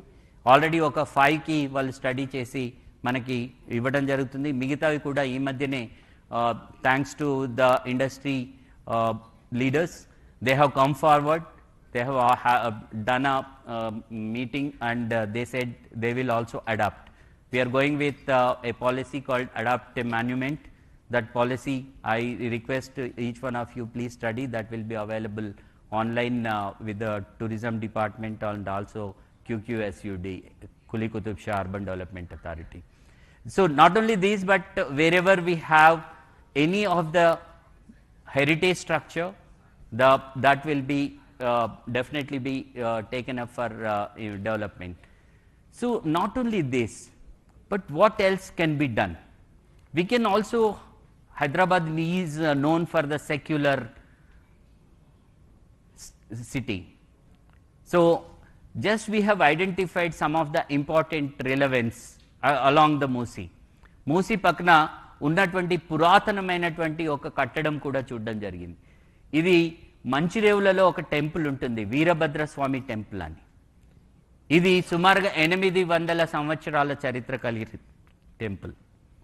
ఈ టెంపుల్ని కూడా ఇంప్రూవ్ చేయాలి, మూసి పక్కనే ఉంటుంది. సో దీన్ని కూడా ఒక సెక్యులర్ ప్లేస్ లాగా అందరికీ, అంటే టెంపుల్ డెవలప్ చేయటం. మనకు మక్కా మస్జిద్ ఉంది, అక్కడ మళ్ళీ మనకు రివర్ ఫ్రంట్ డెవలప్మెంట్లో భాగంగా ఒక మస్జిద్ తీసుకురావటం. తర్వాత ఇక్కడ గురుద్వారా, మనకి గౌలిగూడ ఆ ప్రాంతంలో చాలామంది మనకి గురుద్వారా వెళ్ళే వాళ్ళు ఉన్నారు, 6 ఉన్నారు, కమ్యూనిటీ ఉంది, అది టేకప్ చేయటం. నాగోల్ ఒక church.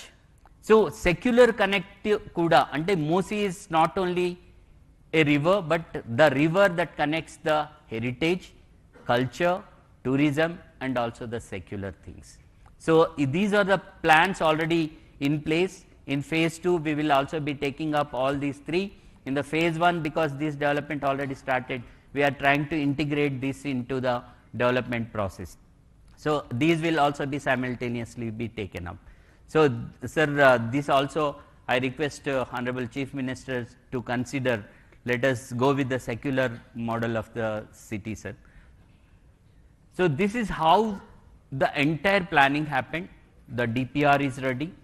The DPR, many of the people, master planning is happened, and the DPR, some of the misconceptions are there. The DPR is not there, the DPR is there. This is the first consultation that is happening, and this will also be available online next week. We are doing the final vetting into this, and we will place it for the feedback, suggestions. So this is where exactly we are talking about. Every great river transformation was built on collective will. The collective will is very, very important. Please get into that.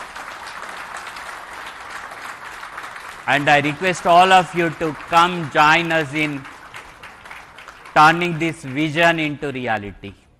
ఈ vision ని రియాలిటీకి తీసుకెళ్లడానికి మీరందరూ మాతో కలిసి పనిచేయాలని చెప్పేసి ప్రత్యేకంగా కోరుతా ఉన్నాం.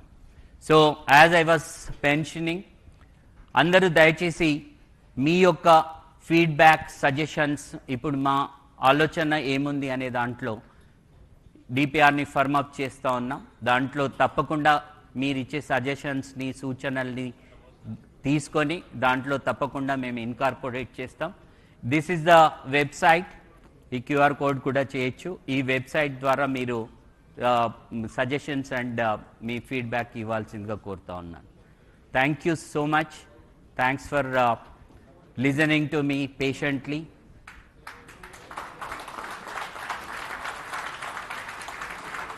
And I tried my level best to put forth what exactly this project is about, what exactly the government is thinking of, the collective will, what I was telling. The collective will is already there in the government. I request all of you to join that collective will. Thank you so much.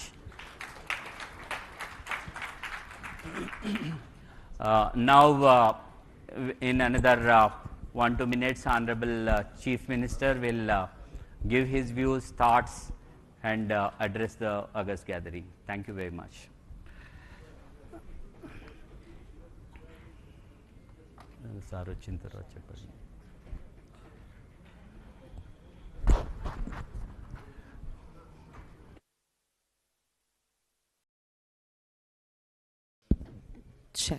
Check. Can we put the podium mic on, please?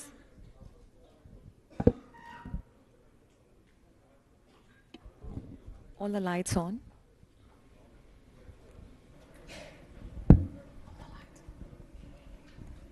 Check. Firstly, ladies and gentlemen, that was a wonderful, insightful presentation by Narasimha Reddy Garu. Big round of applause for him.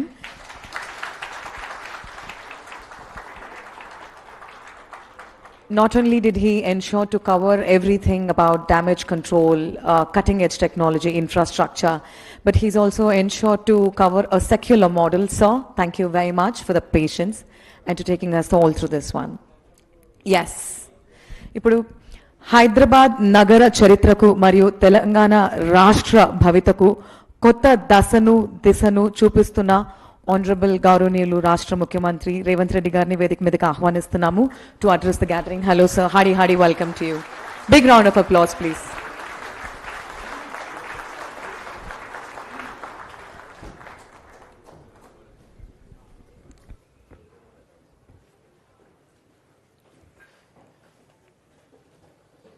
Telangana రాష్ట్ర ప్రభుత్వం తరఫున Musi river development corporation ఒక power point presentation ద్వారా ఈ ప్రభుత్వం మూసీ నది ప్రక్షాళన కార్యక్రమాన్ని ఏ విధంగా ముందుకు తీసుకువెళ్తుందో సమాజానికి వివరించడానికి ఒక ప్రయత్నం చేసి ఈ ప్రయత్నంలో భాగంగా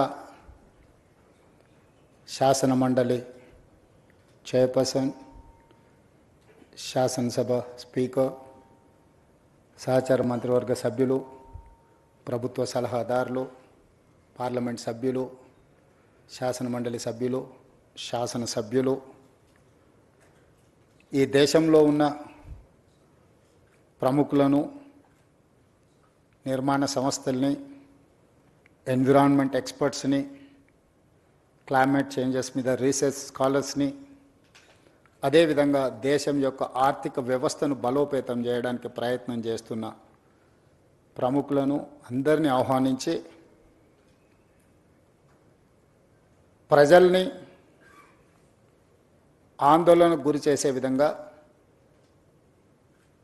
కొంతమంది ఉద్దేశపూర్వకంగా, ఇంకొంతమంది సంపూర్ణమైన సమాచారం లేకపోవడం వల్ల అసంపూర్తి సమాచారంతో అర్ధ సత్యాలను ప్రచారం చేయడం వల్ల ఒక రకమైన ఆందోళన చాలామంది మనసుల్లో ఉంది.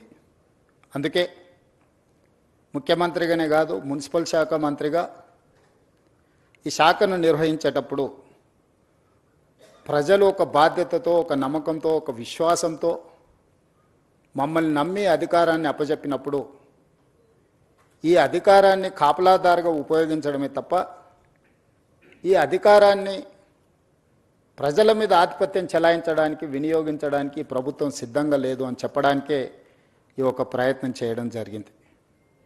ఈ ప్రయత్నంలో పర్యావరణాన్ని ఏ విధంగా పరిరక్షించుకోవాలా, చరిత్రను ఒకసారి గమనించినప్పుడు చరిత్రలో నాగరికత ఏ ప్రాంతంలో అభివృద్ధి చెందినా నదీ పరివాహక ప్రాంతంలోనే నాగరికత విలసిల్లింది. ఆర్థిక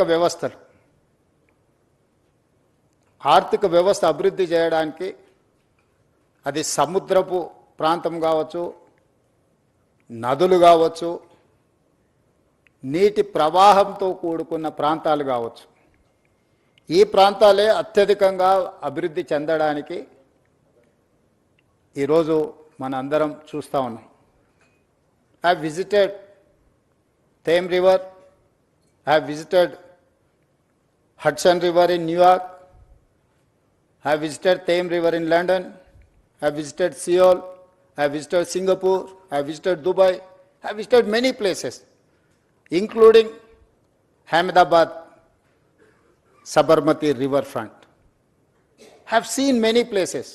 I have understood what is required, what is our future plan.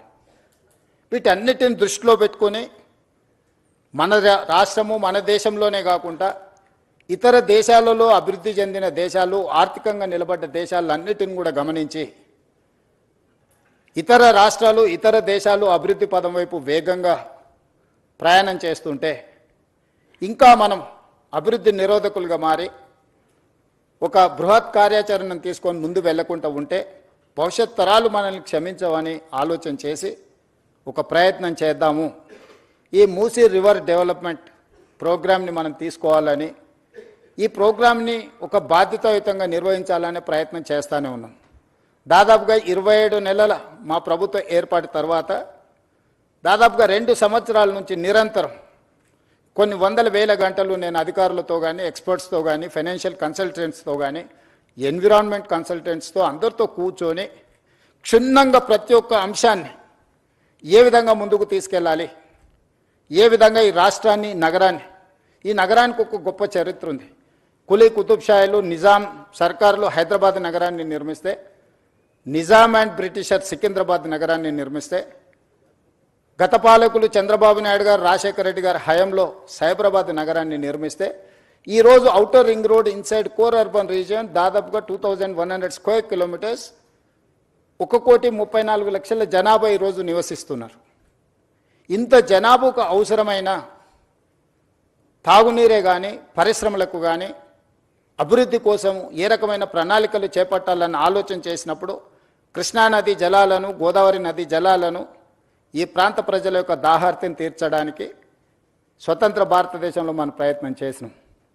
కానీ ఒక గొప్ప విషయం ఈరోజు గమనించాల్సిన అవసరం ఉంది. నిజాం రాజు అయి ఉండొచ్చు, చక్రవర్తి అయి ఉండొచ్చు, నిజాం గారి మీద రకరకాల అభిప్రాయాలు చాలామందికి ఉండొచ్చు, చాలామంది నిజాం పరిపాలన ఒప్పుకొని ఉండొచ్చు, ఒప్పుకోకపోయి ఉండొచ్చు. కానీ నిజాంను ఒక విషయంలో మనందరం ఈరోజు ఆదర్శంగా తీసుకొని అభినందించాల్సినంత గొప్ప పనులు చేసాం.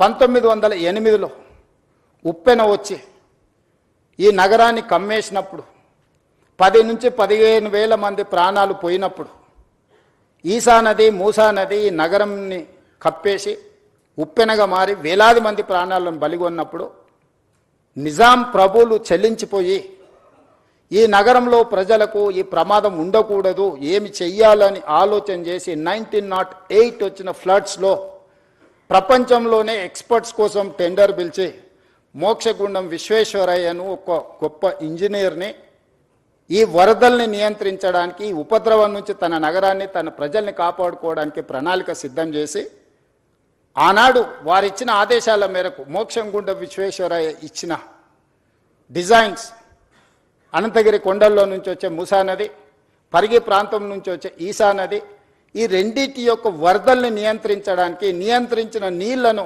ప్రజలకు ఉపయోగించడానికి ఒక పక్కన హిమాయత్ సాగర్, ఇంకొక పక్కన ఉస్మాన్ సాగర్ని నిర్మించి 1921 104 సంవత్సరాల క్రితం నిర్మించిన ఉస్మాన్ సాగర్, హిమాయత్ సాగర్ ఈ రోజుకి హైదరాబాద్ ప్రజల యొక్క దాహార్తిని తీరుస్తున్నాయి. 100 సంవత్సరాలు పూర్తయిన చెక్కు చెదరకుండా కట్టడాలు వరదల్ని నియంత్రించడమే కాకుండా హైదరాబాద్ నగర ప్రజల్ని కాపాడడమే కాకుండా ఈ నగరానికి వ్యాపారం కోసము, విద్య కోసము, ఉపాధి కోసం వచ్చే కోట్లాది మంది దాహార్తిని తీర్చే ప్రాజెక్టులుగా ఈరోజు ఒక గొప్ప మన్నన పొందిన ప్రాజెక్టులు నిజాం ప్రభువు నిర్మించింది. 110 సంవత్సరాల క్రితము నిజాం సర్కారే ఇంత గొప్ప విజన్ తోటి నదీ పరివాహక ప్రాంతాన్ని కేవలం తాగునీరు కోసం ఉపయోగించలే. Historical heritage structures Taramati Baradari నుంచి మొదలు పెడితే Charminar, Salar Jung museum, high court, city college, you name it anything, Quli Qutb Shahi tombs నుంచి మొదలు పెడితే ఒక గొప్ప సంస్కృతిని, వారసత్వ సంపదను, Osmania hospital, Osmania university, city hall, town hall, today it is council member of legislative council 16th నుంచి అక్కడ నడపబోతున్నాం. స్వతంత్రం వచ్చిన తర్వాత మనం ఏర్పాటు చేసుకున్న మొట్టమొదటి శాసనసభ సమావేశాలు ఆ టౌన్ హాల్లోనే ఆ రోజు మనకు అవకాశం వచ్చింది.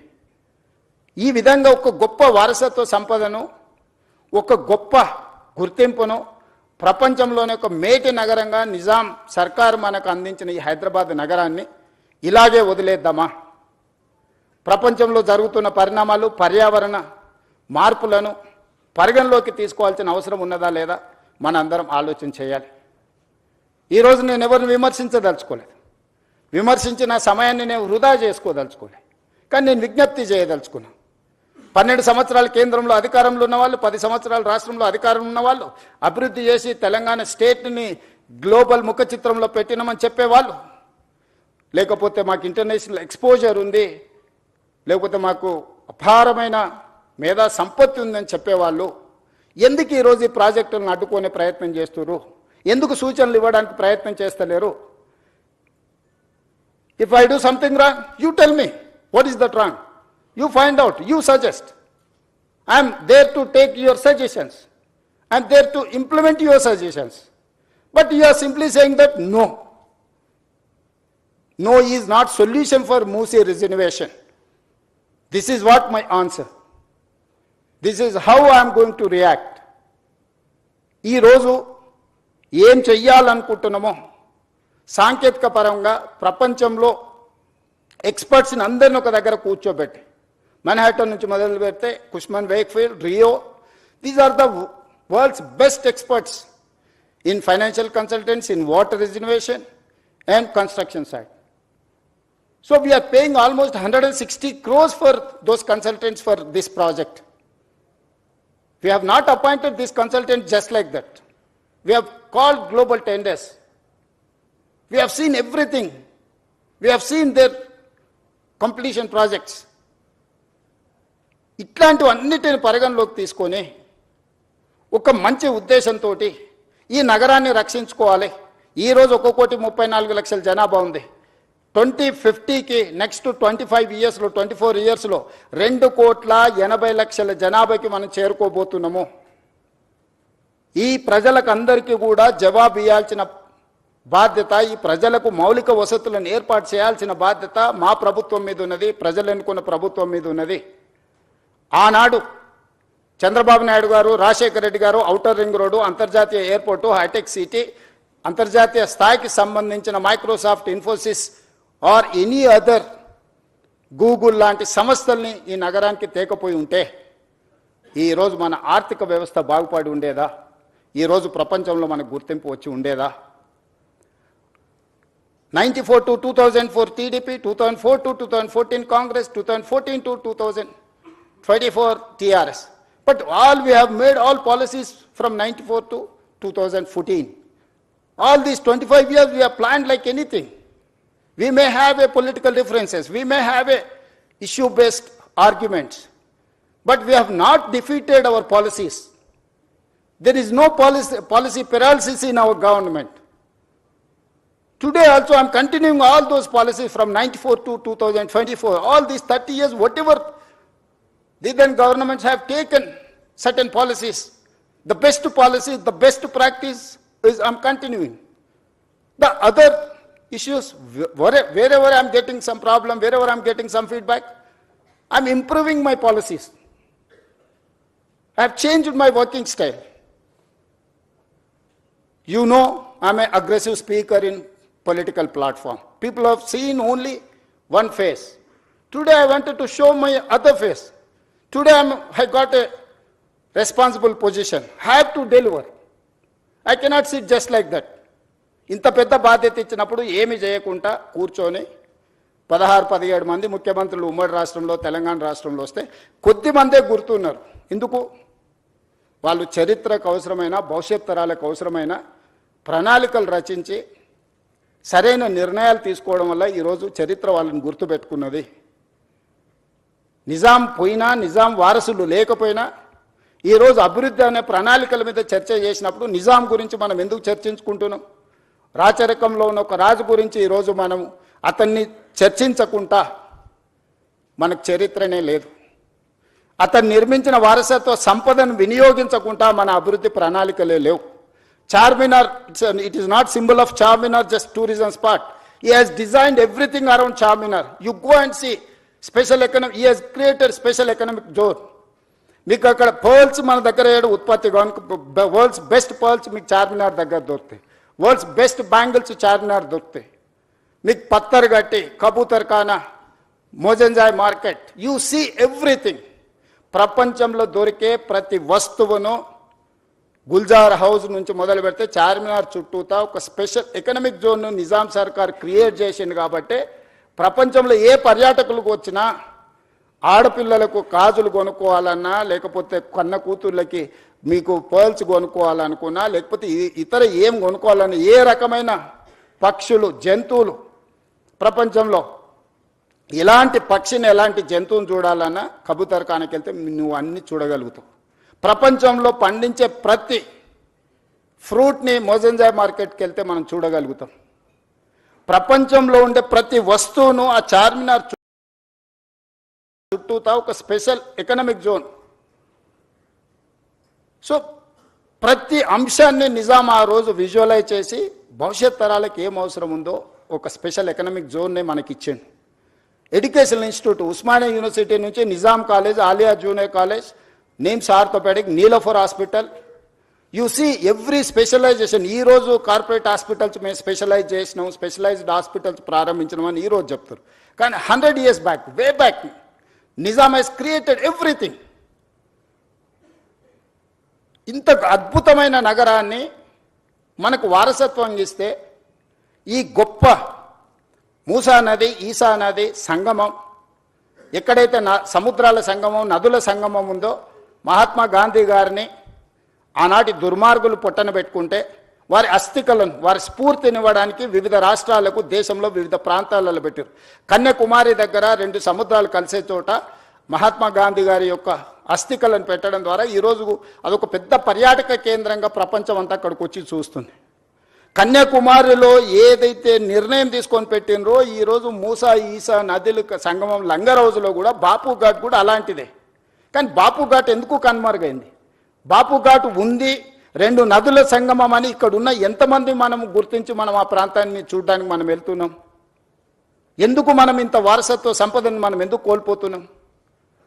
ఈరోజు మూసా నది, ఈసా నదితో మూసీ నదిని పునరుజ్జీవింపజేయడానికి సమస్య అవుతుంది అనుకున్నప్పుడు ఈరోజు గోదావరి నదీ జలాలను 20 TMCలను తరలించి దాదాపుగా 2.5-3 TMCలు నిరంతరం హైదరాబాద్ నగరంలో ప్రవహించే మూసీ నదిలో కంటిన్యూస్గా ఆ నీటిని ప్రవహింపజేయాలని మిగతా 17.5 TMC హైదరాబాద్ నగర ప్రజల యొక్క దాహార్తిని తీర్చడానికి ఈరోజు పనులను ప్రారంభించినాం. ఈరోజు మీరు ఎంతసేపు నా రంగారెడ్డి జిల్లా హైదరాబాద్కు పరిమితం అయిపోయి ఆలోచన చేస్తున్నాం. ఈరోజు ఇక్కడ నివాసాలు ఏర్పరచుకున్న వాళ్ళకి జరుగుతున్న సమస్యల గురించి మనం చర్చిస్తున్నాం. నేను కూడా సానుభూతితో ఉన్నాను. కానీ కిందున్న నల్గొండ గురించి ఒకరైనా ఆలోచన చేస్తుండ్రా? ఈరోజు ఫార్మా కంపెనీల కాలుష్యము, నగరంలో వెదజల్లుతున్న కాలుష్యం, నగరంలో ఉన్న డ్రైనేజీలు, ఆత్మహత్యలు చేసుకున్న మనుషుల కలేబరాలు, అంబర్పేటలో ఉన్న శ్మశాన వాటికలు, ఈ మూసీ నదిలో చనిపోతున్న పశువుల కలేబరాలు, ఒక విషం, ఒక కాలుష్యం, అది కాలుష్యం దాటి విషంగా మారి ఈరోజు నల్గొండ ప్రజల జీవితాలను అతలాకుతలం చేస్తుంది.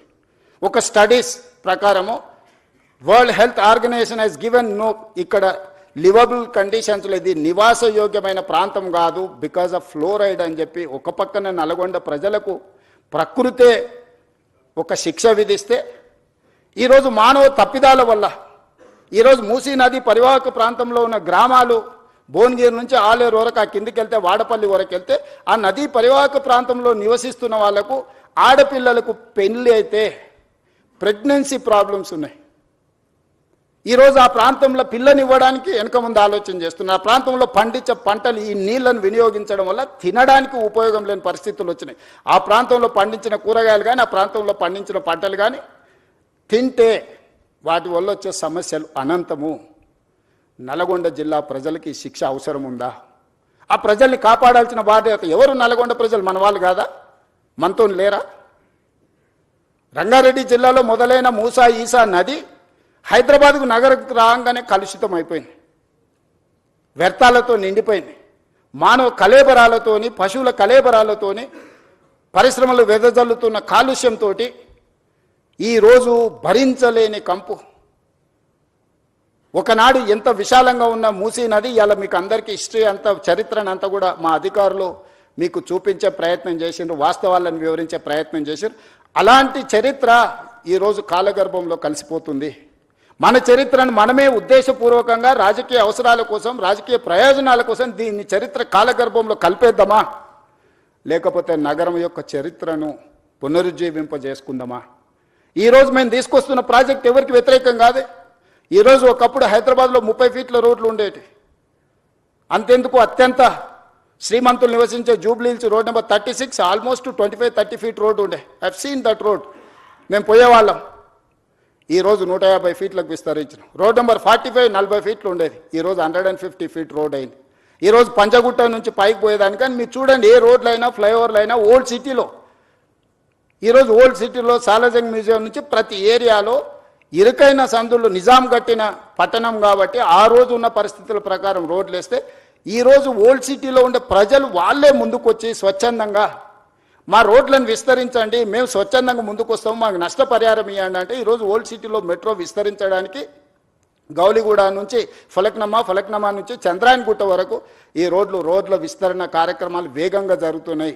మనం మెట్రో రైలు నిర్మించుకోవడానికి ఇవాళ ఓల్డ్ సిటీలో ఉన్న పౌరులందరూ ముందుకొచ్చి, ప్రజాప్రతినిధులందరూ ముందుకొచ్చి, అక్కడ ఉన్న ఎమ్మెల్యేలు ఎంపీలందరూ ముందుకొచ్చి ప్రభుత్వానికే విజ్ఞప్తి చేసి మేము కూడా ప్రపంచంతో పోటీ పడే విధంగా అభివృద్ధి చెందాలనుకుంటున్నాం. ఇంకెంతకాలం మేము ఈ మురికి కూపంలో మేము జీవించదలుచుకోలేదు, మాకు సరైన నష్టపరిహారం ఇచ్చి మా ప్రాంతాన్ని అభివృద్ధి చేయండి అని ఆ పార్లమెంట్ సభ్యుడు, ఆ శాసనసభ్యులు ముందుకు వస్తే ఈరోజు వేలాది కోట్ల రూపాయలు అక్కడ ఈ నగర అభివృద్ధి కోసం, ఈ రోడ్ల విస్తరణ కోసం, ఎలివేటెడ్ కారిడార్ల కోసం, మెట్రో రైల్ కోసం, మిరాలం ట్యాంక్ కేబుల్ బ్రిడ్జ్ కోసం ఈరోజు మనం వేల కోట్ల రూపాయలు ఖర్చు పెడుతున్నాం. ఈరోజు మా ఆలోచన, మా ప్రభుత్వం యొక్క ఉద్దేశం ఎవరికో నష్టం కలిగించాలని కాదు. ఎవరైనా మూసి మురికి ఇప్పుడు మీరు చూసిండ్రు ఎంత కాలుష్యం ఉందో, ఎవరైనా కోరుకొని అక్కడ జీవించాలని అనుకుంటాడా?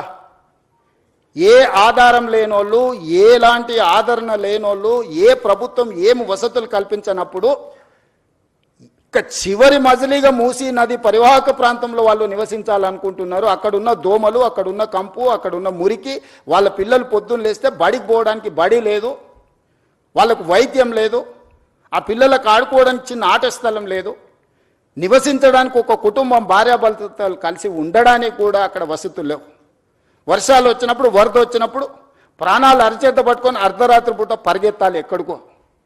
నిల్వ నీడ లేని వాళ్ళే ఈరోజు మూసీ నది పరివాహక ప్రాంతంలో ఈరోజు నివసిస్తున్నారు.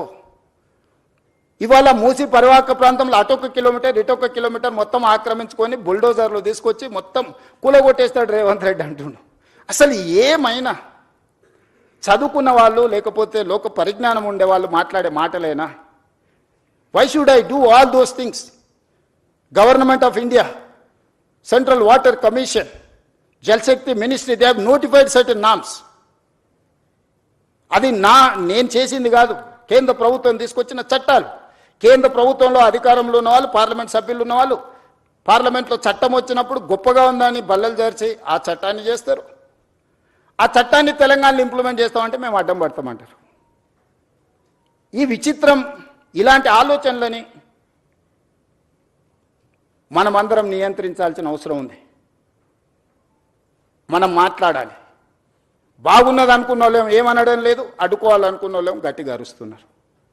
ఈ రెండిటికున్న చిన్న తారతమ్యాన్ని ఈరోజు నదీ పరివాహక ప్రాంతాన్ని పునరుజ్జీవింపజేయడమే కాదు, నదీ పరివాహక ప్రాంతంలో ఒక సంస్కృతిని, ఒక కల్చరల్ కనెక్ట్ని, ఒక హెరిటేజ్ కనెక్ట్ని, ఒక ఎకనామిక్ జోన్ని ఈరోజు లేక్ రిజర్వేషన్. నేను హైడ్రా తీసుకొచ్చినప్పుడు చాలామంది చాలా రకాలుగా బాధపడ్డారు, చాలా రకాలుగా శాపనార్థాలు పెట్టిండ్రు. కానీ ఈరోజు ఏ లేక్స్ అయితే మేము రిస్టోర్ చేసినామో ఆ లేక్స్ని ఈరోజు అభివృద్ధి చేసి ప్రజలకు అంకితం చేస్తున్నప్పుడు వేలాది మంది వచ్చి మన కుక్కట్పల్లి నల్లచెరువు ప్రారంభోత్సవానికి పోతే బిల్డింగ్ల మీద నుంచి వేలాది మంది, నేను రోడ్డు మధ్యలో వెళ్తుంటే ఏదో పక్క దేశంతో యుద్ధం చేసి మనం సాధించి వస్తే వచ్చినప్పుడు వెల్కమ్ చేసినట్టు, లేకపోతే వరల్డ్ కప్ క్రికెట్ గెలిచిన ప్లేయర్ వస్తే వెల్కమ్ చేసినట్టు కాలనీలో అందరు ఆడపిల్లలు పెద్దలు అందరు వచ్చి స్వాగతం పలికాను. నల్లచెరువు 100% ఆక్రమణకు గురయ్యి ఒక కలుషితమైన ప్రాంతంగా చేస్తే ధైర్యంగా ఏమన్నా కానీ పర్వాలేదు, ఎవరు ఏమైనా అనుకోండి అని చెప్పి బుల్డోజ్ చేసినాం. బుమ్రక్ దౌలా ఈరోజు ఓల్డ్ సిటీలో మన సర్దార్ వల్లభాయ్ పటేల్ అకాడమీ ఎదురుగ్గా ఒకప్పుడు ఆ బుమ్రక్ దౌలా నిజాం కుటుంబము తాగడానికి నీళ్లకు అక్కడ మెడిసినల్ ప్లాంట్స్ పెట్టి అక్కడ వాటర్ రిస్టోర్ చేసి ఫిల్టర్ బెడ్స్ పెట్టి వాటి నుంచి తీసుకొచ్చి అక్కడి నుంచే వాళ్ళ కుటుంబానికి తాగడానికి నీళ్లు తీసుకెళ్ళి అంత గొప్ప లేక్ని మొత్తం ఆక్రమించుకోవడమే కాబట్టి కలుషితం నిండిపోయింది. వాటి అన్నిటిని క్లీన్ చేసి మన ప్రారంభోత్సవానికి పోతే నార్మల్గా ఓల్డ్ సిటీలో ఇట్లాంటి యాక్టివిటీని అసలు అలౌ చేయరు. వాళ్ళంతా యునైట్ అయ్యి ఒక రకమైన రాజకీయంగా ఒక రకమైన నిర్బంధమైన పరిస్థితులు ఉంటాయి.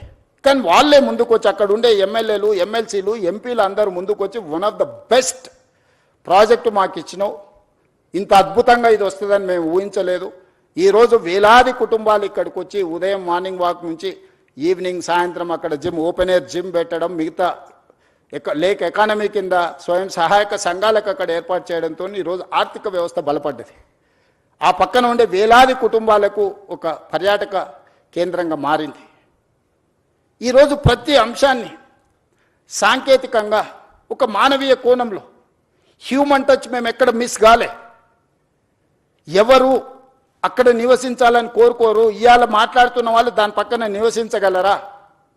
ఇవాళ అడ్డుకుంటున్న వాళ్ళని ఒక 3 నెలలు వాళ్ళ కుటుంబ సభ్యులతోనే అక్కడ ఉండమనుండ్రి. ఒక కంటైనర్ హౌస్ ఇస్తాను నేను, ఒకవేళ గుడిసెలలో వాళ్ళకు ఉండడానికి ఇబ్బంది అయితే రాష్ట్ర ప్రభుత్వం తరఫున మూసీ రివర్ డెవలప్మెంట్ కార్పొరేషన్ తరఫున ఆ మూసీ నది పరివాహక ప్రాంతంలో కంటైనర్ హౌస్ ఇస్తాం మీకు with all facilities other than Musi ప్రక్షాళన. ఎట్లుందో యాజ్ ఇట్ ఈస్గా వద్దంటున్న వాళ్ళందరికీ ఒక్కొక్కరికి ఒక్కొక్క ప్లేస్లో ఎవ్రీ 1/2 కిలోమీటర్ 55 కిలోమీటర్లు ఉంది. 100 మందికి నేను అకామిడేట్ చేయగలుగుతాను. 2 పక్కలైతే 200 మందికి 200 మందికి ఒక మూసీ నది పక్కన కంటైనర్ హౌస్లు ఇస్తా. ఒక 3 నెలలు మీరు అక్కడ ఉండండి. మీరు ఎందుకు వాళ్ళ జీవితాలతో చెలగాటం ఆడుకుంటుర్రు? వాళ్ళ జీవితాలలో వెలుగు రావద్దా? వాళ్ళ జీవితాలు బాగుపడొద్దా? వాళ్ళు ఈ దోమల నుంచి మురికి నుంచి వాళ్ళు బయటపడొద్దా? వాళ్ళ పిల్లలు చదువుకోవద్దా? వాళ్ళకు వైద్యం అందొద్దా? వాళ్ళ అభివృద్ధి పదం వైపు నడవద్దా? ఈరోజు ఓల్డ్ సిటీలో ఉండే పిల్లలకు ఉద్యోగం లేదు. ఈరోజు మీరు అందరు బాగా చదువుకున్న వాళ్ళు ఏఐ వచ్చింది వైట్ కాలర్ జాబ్స్ అని పోతాయంటున్నారు. ఓకే ఫైన్, దాన్ని మీరు ఎట్లా ఆపలేరు, మనం ఎవరం ఆపలేము. వచ్చే సాంకేతిక విప్లవాన్ని మనం ఆమోదించాల్సిందే. మనకి ఇష్టం ఉన్నా లేకున్నా అది మనల్ని దాటుకొని వెళ్ళిపోతూనే ఉంది. మరి వైట్ కాలర్ జాబ్స్ అన్నీ పోయినప్పుడు ఏఐ మొత్తం ఉద్యోగ అవకాశాలను ఆక్రమించుకున్నప్పుడు బ్లూ కాలర్ జాబ్స్ క్రియేట్ చేయాల్సిన బాధ్యత మన మీద లేదా? బ్లూ కాలర్ జాబ్స్ క్రియేట్ చేయకుండా వాళ్లకు సాంకేతిక నైపుణ్యాన్ని అందించకుండా రీస్కిల్ అప్స్కిల్ చేయకుండా సెల్ఫ్ ఎంప్లాయ్మెంట్ క్రియేట్ చేయకుండా మూసీ నది పరివాహక ప్రాంతాన్ని నైట్ ఎకానమీ కింద మార్చి ప్రపంచ దేశాలతో పోటీ పడకుండా ఒక పర్యాటక క్షేత్రంగా ఒక పర్యాటక కేంద్రంగా ఒక ఆర్థిక వ్యవస్థగా అభివృద్ధి చేసుకోకుండా ఇంకా వెనక్కి వెళ్ళిపోదామా? రాతి యుగాల వైపు ప్రయాణిద్దామా? ఒకప్పుడు అడవుల్లో మనం ఆకుల అలాలు కట్టుకొని ఉండేది, తర్వాత కొంచెం బట్టలు కట్టుకునే కాడికి అట్లా ఇప్పుడు సూట్ వేసుకునే కాడికి ఇప్పుడు మోడర్న్ సొసైటీకి వచ్చినాం. ఇదంతా సమాజంలో పరిణామ క్రమంలో వచ్చిన అభివృద్ధి కదా. ఈ అభివృద్ధిని మనం అడ్డుకున్నామా? 100 సంవత్సరాల క్రితం వచ్చిన వరదల్ని దృష్టిలో పెట్టుకొని నిజాం చేసిన దాంట్లో 10% కూడా ఈరోజు మనం చేయాలనే ప్రయత్నం చేయకపోతే ఈ చరిత్ర మనల్ని క్షమిస్తుందా? ఈ చరిత్ర తిరగ రాసుకోవాల్సిన అవసరము, ఇప్పుడు రాయకపోతే ఎప్పుడు రాయలేమన్న పరిస్థితులు ఈ మేధావులకు అర్థం కావడం లేదా? ఇవాళ defence, they don't give even single inch of land. They don't allow you to see that land. Today, I wanted to appreciate my army people and my defense minister. He has prepared to give 100 plus acres in Bapu Gandhi Sarovar, where our army people are training, Agniveers are training there. They have decided to shift their Agniveer training camp some other place, and they are giving 100 plus acres for this Gandhian ideology, where the MUSI is going to come up.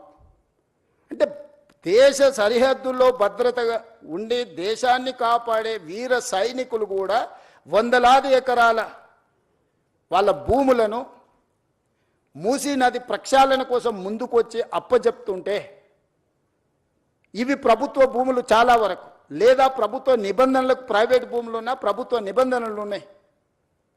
ఈరోజు గండిపేట నుంచి బాపు ఘాట్ వరకు 100 మీటర్ల bed విడ్త్లో నీళ్లు ప్రవహిస్తాయి. Both side 50 మీటర్ల bed విడ్త్లో రోడ్లు, infrastructure, economic zone, everything వస్తుంది. అంటే నది సెంటర్ నుంచి లెక్క పెడితే ఇటు సైడ్ ఒక 100 మీటర్లు, ఇటు సైడ్ ఒక 100 మీటర్లు, కంప్లీట్గా 200 మీటర్ల లోపలనే నీళ్లను నియంత్రించడమే కాకుండా నీళ్లకు సరైన దారి. ఈరోజు మీరు ఎస్టీ పిల్లల పైప్ లైన్లన్నీ మూసీ నదిలో కట్టిండ్రు, మధ్యలో కట్టిరు. వరద రాగానే అడ్డుకోవడంతో ఆ నీళ్లు కాలనీలకు వస్తున్నాయి. చెత్త వేయడం వల్ల, డెబ్రీస్ వేయడం వల్ల, కన్స్ట్రక్షన్ మెటీరియల్ మొత్తం తీసుకువెళ్ళి డంప్ చేయడం వల్ల అవి నిండడం వల్ల నీళ్ళు అక్కడి వరకు వేగంగా వచ్చి ఆగిపోతున్నాయి. ఒక దగ్గర 500 ఫీట్లు ఉంది, ఒక దగ్గర 50 ఫీట్లు ఉంది మూసీ నది. 500 ఫీట్లలో ఉండే వరద 50 ఫీట్లకు రాగానే మొత్తం నీళ్ళు నిండి వెనక్కి వచ్చి కాలనీలన్నీ నీటిమయం అయిపోతున్నాయి. ఎన్ని వేల మంది నిరాశ్రయులైన, 10 లక్షల మంది పోయినసారి 2019-20 వరదలు వచ్చినప్పుడు మొత్తం వాళ్ళ సర్వం కోల్పోయినారు. నేను ఎంపీని, ప్రతి కాలనీ నేను తిరిగి వచ్చిన. జల్పల్లిలో ఈరోజు కూడా ఫస్ట్ ఫ్లోర్ వరకు నీళ్ళు వచ్చి ఆగిపోయినాయి. నీళ్లు బయటికి పోవడం లేదు. జల్పల్లి ప్రాంతంలో కాలనీలు మునిగిపోయినాయి. ఈరోజు నీళ్లు మనం ఉన్న ప్రాంతాలకు వస్తలేవు. నీళ్లున్న ప్రాంతాన్ని మనం పోవడం వల్ల వాటికి దారి తెలవక అవి మన దగ్గరకు వస్తున్నాయి.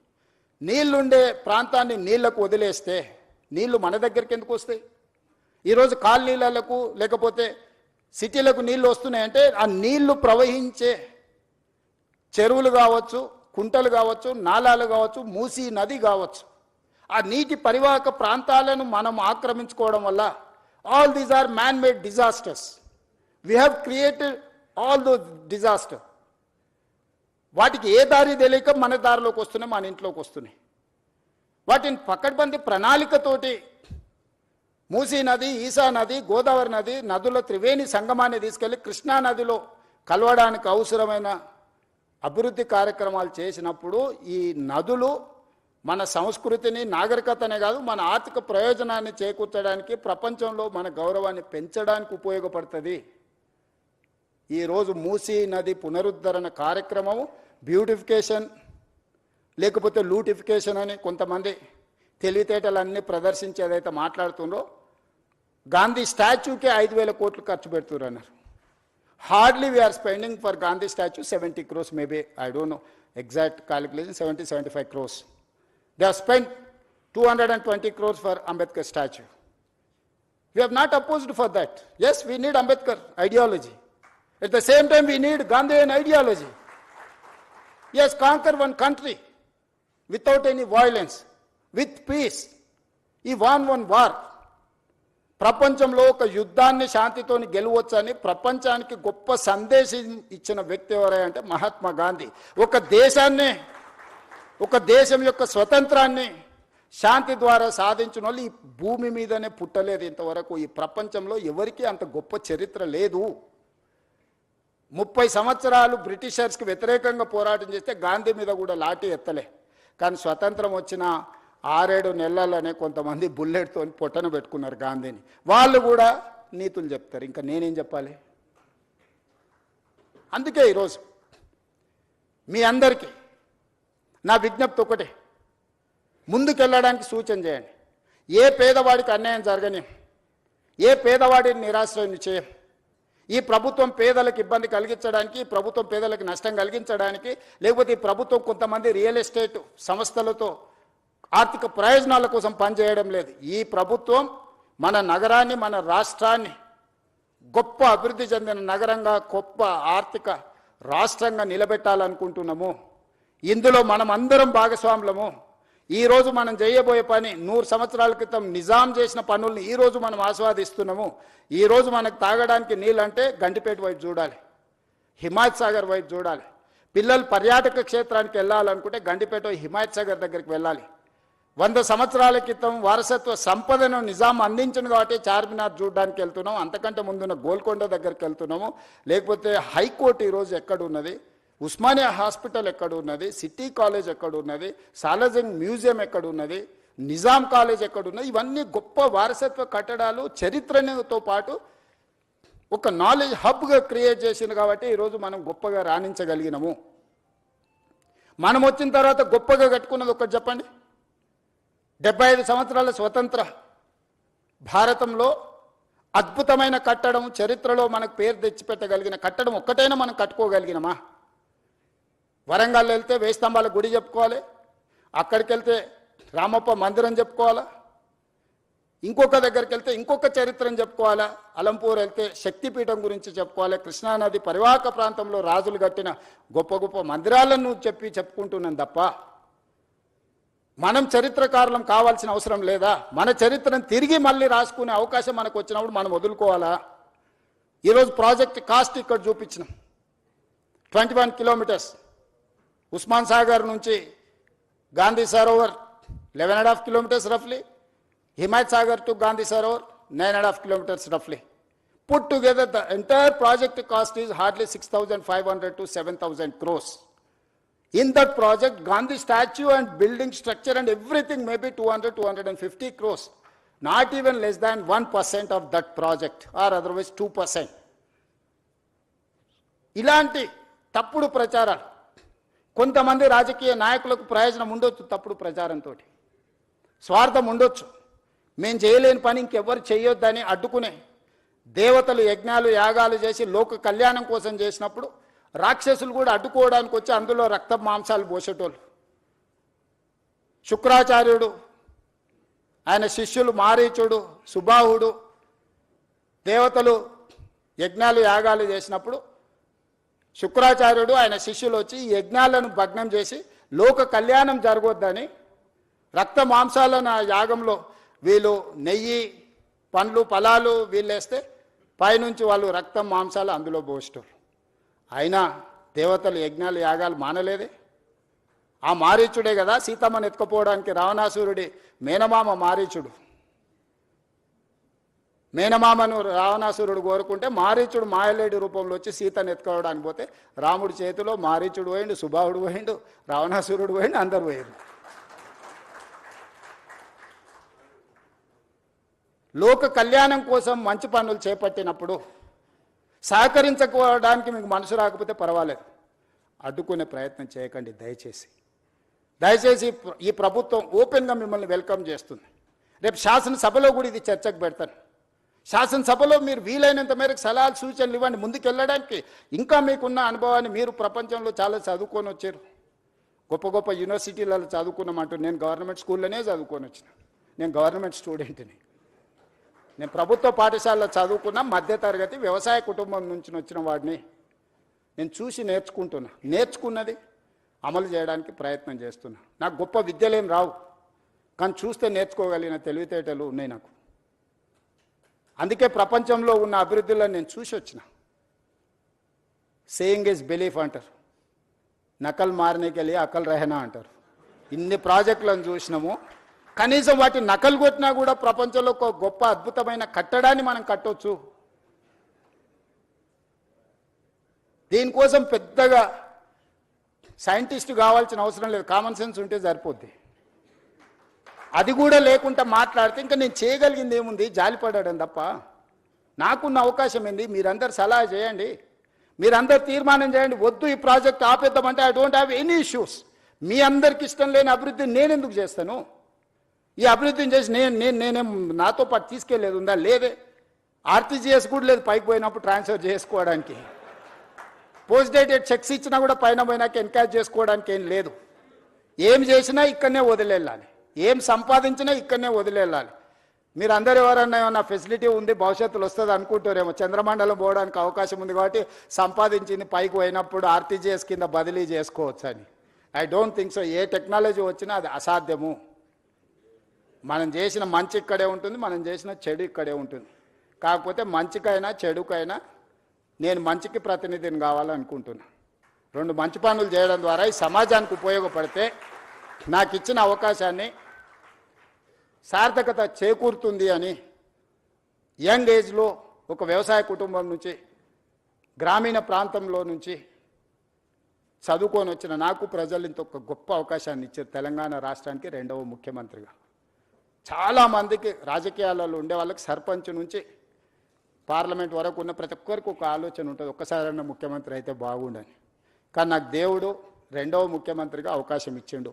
2 సంవత్సరాల 3 నెలలు చాలా మంచిగా పూర్తి చేసిన, ప్రణాళికలు సిద్ధం చేసిన. దేవుడిచ్చిన అవకాశాన్ని నేను వృధా చేయదలుచుకోలే. నేను స్ట్రాంగ్ ప్రాక్టీసింగ్ హిందూ.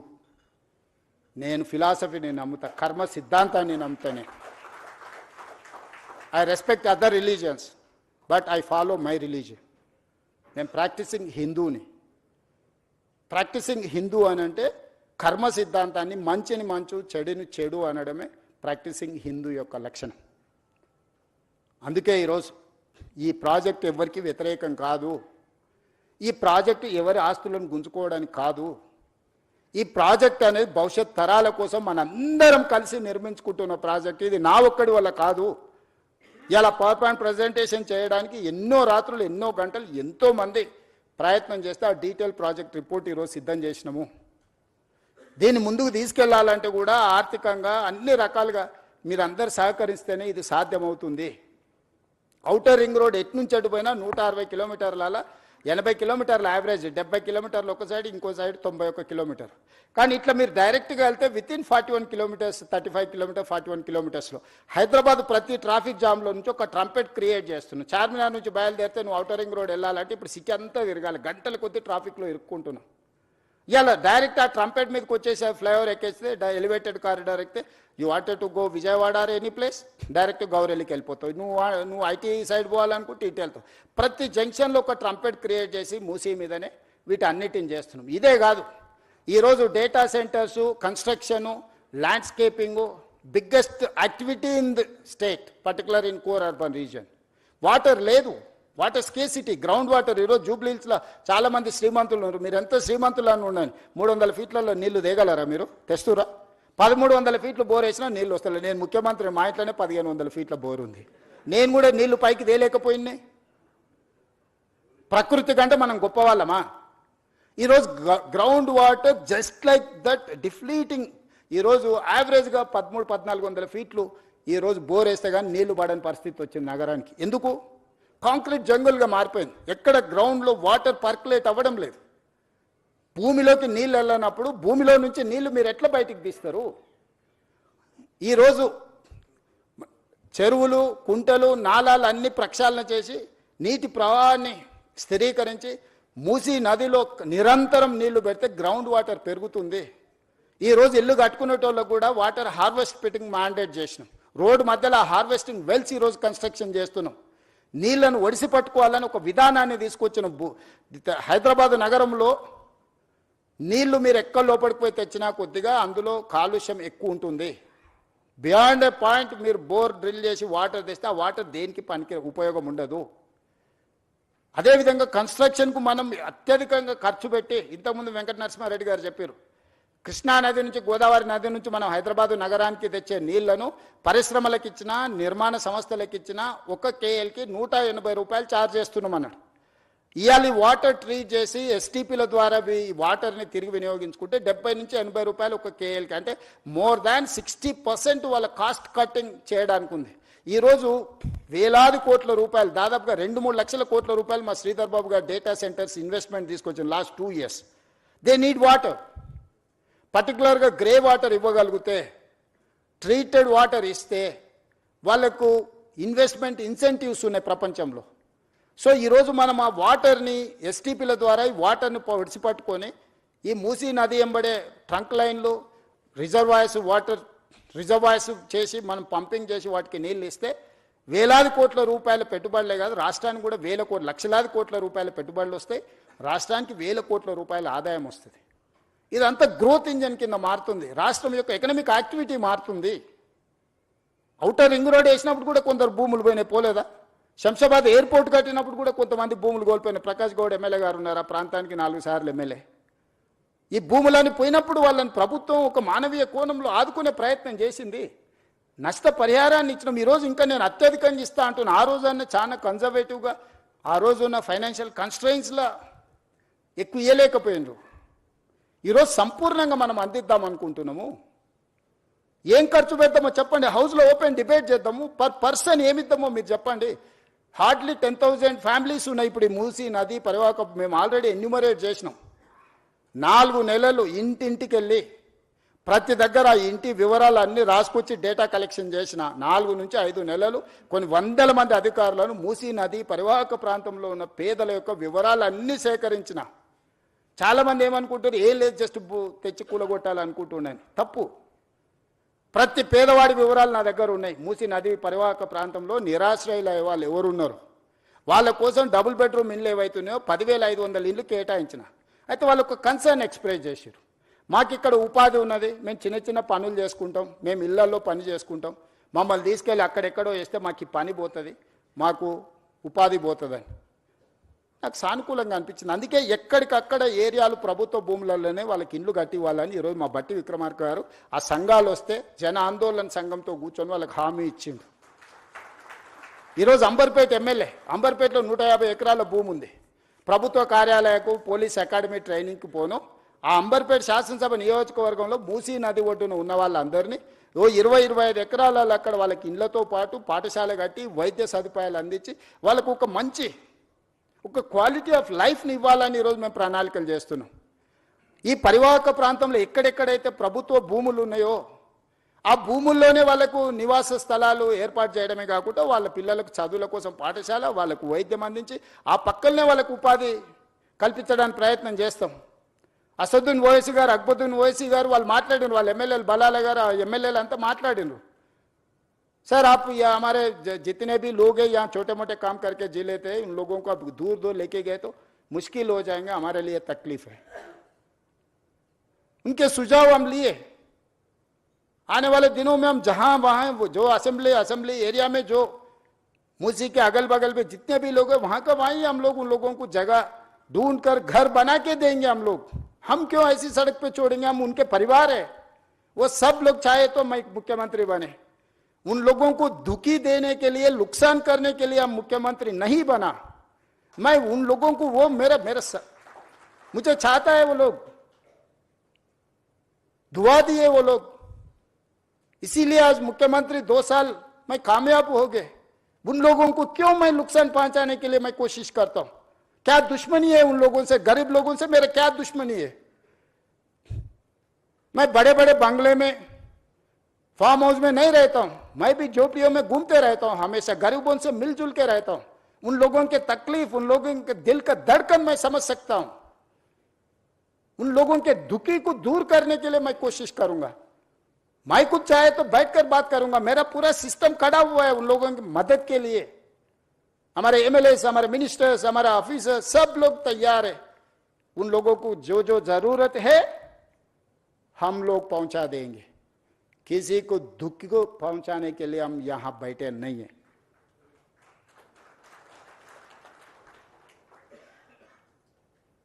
लोग समझ रहे होंगे अरे यहां पर कुछ बना है, अरे रेवंत रेड्डी जी रियल एस्टेट के लिए सोचता है. हाँ जरूर सोचता हूं, क्यों नहीं. रियल एस्टेट मेरे घर पे कुछ लाने वाला नहीं है. 1000 लाखों कारीगरों को काम मिलने वाला है, इन्वेस्टमेंट आने वाला है. जीसीसी सेंटर बनाना है तो बड़े बड़े मंजिल बनाना है, 60-70 फ्लोर्स का मंजिल बना रहे. कौन करना है? ये इंफ्रास्ट्रक्चर मैं तैयार करना है ना. क्यों नहीं करना रियल एस्टेट सरकार? क्यों नहीं करना फार्मा? क्यों नहीं करना आईटी? क्यों नहीं करना टूरिज्म? क्यों नहीं करना एंडोमेंट टूरिज्म? क्यों नहीं करना मेडिकल टूरिज्म? ये सब सरकार का जिम्मेदारी है, ये लोग भूल जा रहे हैं। परिवार के लिए फार्म हाउस बना लिए तो सब कुछ हो गया बोल के कोई समझे तो वो उनका सोच है, मैं क्या कर सकता हूं। मैं कुछ बोलने के लिए भी यहां नहीं है, मेरा सोच अलग है भाई, मेरा सोच गरीबों के साथ है। पैसे ऐसो वाले इधर पसंद नहीं है तो सिंगापुर जाएंगे, सिंगापुर समझ में नहीं आया तो पहले दुबई जा रहे थे, 15 दिन से सब दुबई से फिर इधर आ रहे। देखो हकीकत, पहले बोल रहे थे अरे हैदराबाद क्या हैदराबाद है, दुबई देखो। अभी बोल रहा है भाई Hyderabad is safest place. Why? Because when war was going on, Operation Sindoor, India, Pakistan, that time you have organized Miss World in Hyderabad with safe. So Hyderabad is safest place for any person. ఈ రోజు ప్రపంచమంతా మన వైపు చూస్తుంది, మనము తప్పిదాల వైపు చూడొద్దు. ఎక్కడైనా చెడు ఉంటుంది, ఆ చెడును మనము తొందరగా అట్రాక్ట్ చేస్తుంది. Social media double edged weapon. Positive నిజము గడప దాటకముందే అబద్ధం ఊరంతా తిరిగి వస్తుందని వెనకటికి పెద్దలు చెప్పారు. ఈరోజు అబద్ధాలు చెప్పడానికి నెలకు 5 కోట్లు ఖర్చు పెడుతున్నారు అక్రమ సంపాదనను కొంతమంది. నేను ఇవన్నీ చెప్తే మా బట్టి విక్రమార్క గారు అంటారు అరే నీ ఆలోచనలు మంచుకున్నాయి, నీ పనులు బాగున్నాయి, నువ్వెందుకు చెప్పవు అంటాడు. నాకు దీని మీదనే సమయం సరిపోతుంది, రోజుకు 18 గంటలు. ఇది ఒక మీరు సొంత ఇల్లు కట్టుకుంటే ఒక 2000 స్క్వేర్ ఫీట్ సొంత ఇల్లు కట్టుకున్నా ఒక 3000 స్క్వేర్ ఫీట్ అపార్ట్మెంట్ ఇంటీరియర్ చేసుకోవడానికి మీకు ఎన్ని రోజులు పడుతుంది?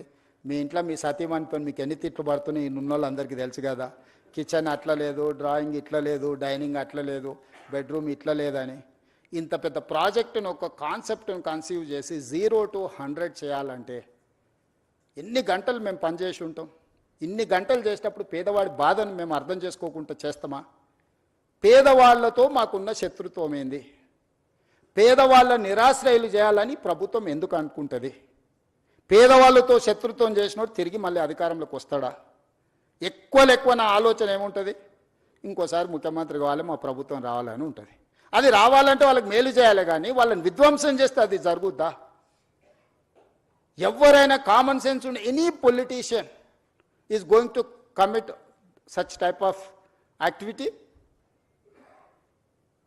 ఇది చేస్తే రేవంత్ రెడ్డికి చరిత్రలో ఒక పేరు వస్తుంది, కాంగ్రెస్ పార్టీకి ప్రభుత్వానికి మంచి పేరు వస్తుంది. ఈ రెండు వస్తే రెండోసారి కూడా మేము అధికారానికి దూరం అవుతామని కొంతమంది కడుపులో కుళ్ళు, మాటల్లో విషం, చూపుల్లో పగ, ఈ 3 కాంబినేషన్స్తోని దీన్ని అడ్డుకునే ప్రయత్నం చేస్తున్నారు. ఇక ఇదంతా మీకు అప్పచెప్పిన నా జిమ్మెదారి అయిపోయింది. మీరందరు దీన్ని కాపాడుకుందామా లేకపోతే కాలానికి వదిలేద్దామా మీరే డిసైడ్ చేయండి. ఎందుకంటే మీ అందరు మెజారిటీ అభిప్రాయం లేకుంటే నేను ముందుకు వెళ్ళదలుచుకోలేదు. మీరు దీని మీద ఏమేం కావాలో సజెషన్స్ ఇవ్వండి. ఓపెన్గా వెబ్సైట్ ఇచ్చిండ్రు, ఆ వెబ్సైట్ ఒకసారి ఆన్ చేయండి, స్క్రీన్ మీద ప్లే చేయరు. ఆ వెబ్సైట్ ఉంది కదా, ఆ వెబ్సైట్లో musi.telangana.government.in ఎవరు ఏం సలహాలు ఉన్నా, ఎక్స్పర్ట్స్ ఎవరు ఉన్నా కూడా మాకు ఇవ్వండి. మంచిని అన్నిటిని తీసుకుంటాము. సలహాలు మీరు ఎవరు ఇచ్చినా అది అమలు చేస్తే నాకే మంచి పేరు వస్తుంది, మా ప్రభుత్వానికి గుర్తింపు వస్తుంది. తప్పులు జరగకుండా సరిదిద్దే బాధ్యత మీదే. మీకే ఓపెన్ ప్లాట్ఫామ్, ఓపెన్ డయాస్ మీతో షేర్ చేస్తున్నా నేను. ఎవరు డిపిఆర్ లేదు, ఎన్ని వేలు అవుతుందో తెలియదు, ఏం జరుగుతుందో తెలియదు, తెర వెనక ఇది జరిగింది, తెర ముందు అది జరిగింది. ఇక ఈ ఊహాగానాలకు, కాన్స్పిరసీ థియరీస్కి ఫుల్ స్టాప్ పెట్టండి దయచేసి. ఇంకా మీరు పెట్టినా కూడా నేను అనేది ఏం లేదు. మనం అందరికీ చెప్తాం బాగుండా మంచి బట్టలు తొడుకోని, లేదు నేను ఇట్లనే ఉంటాను ఎవరన్నా బజార్లో తిరిగింది అనుకో అటు దిక్కు చూడడం మానేస్తాం. ఏం చేస్తాం? అంతకుమించి ఏం మార్గం ఉంది నాకు? మీరు చెప్పండి. చెడు చూడొద్దని ఎప్పుడో చెప్పారు, చెడు వినొద్దని చెప్పారు. మహాత్మా గాంధీ గారే చెప్పినట్టున్నారు కదా మనకు. సో ఖచ్చితంగా చెడు చూడను, చెడు వినను. మంచి ఏది చెప్పినా నేను స్వీకరిస్తా. మీలో ఒకడిని, నేను వేరు మీరు వేరు కాదు, మీలో ఒకడిని, మీతో పాటే ఉంటా. మనందరం కలిసి ఈ ప్రాజెక్టును ముందుకు తీసుకెళ్తాం. మీరందరూ మద్దతు ఇవ్వండి. ఒక అద్భుతాన్ని అంటే అద్భుతాన్ని ప్రపంచంతో పోటీ పడే విధంగా మన నగరాన్ని తీర్చిదిద్దుకుందాము. మన చరిత్రను కాలగర్భంలో కల్పొద్దు, మన చరిత్రను భవిష్యత్ తరాలకు అద్భుతంగా అందిస్తామని తెలియజేస్తూ ఓపికగా 2.5 గంటలు కూర్చున్న మీ అందరినీ మనస్ఫూర్తిగా మరొకసారి అభినందిస్తూ, నల్లగొండ ప్రజల యొక్క బాధను, అక్కడికి వెళ్ళి చూస్తే తెలుస్తుంది. ఇక్కడ మీరు కాలుష్యాన్ని మాత్రమే చూస్తున్నారు. వాళ్ళ భవిష్యత్ తరాలు పుట్టబోయే పిల్లలు కాలు వంకర, కన్ను వంకర, లేకపోతే రకరకాల సమస్యలతోని ఆ ప్రాంతంలో ప్రజలు బాధను అనుభవిస్తారు. ఈ మూసి ప్రక్షాళన చేయకపోతే వాళ్లకు న్యాయం జరగదు. నల్గొండ ప్రజల యొక్క సమస్యను కూడా సానుకూలంగా అర్థం చేసుకొని ప్రాజెక్టుకు ముందుకు వెళ్ళడానికి అవసరమైన సహకారాన్ని, సూచనలు ఇవ్వాల్సిందిగా కోరుకుంటూ మీ అందరి దగ్గర సెలవు తీసుకుంటున్నా. ధన్యవాదాలు.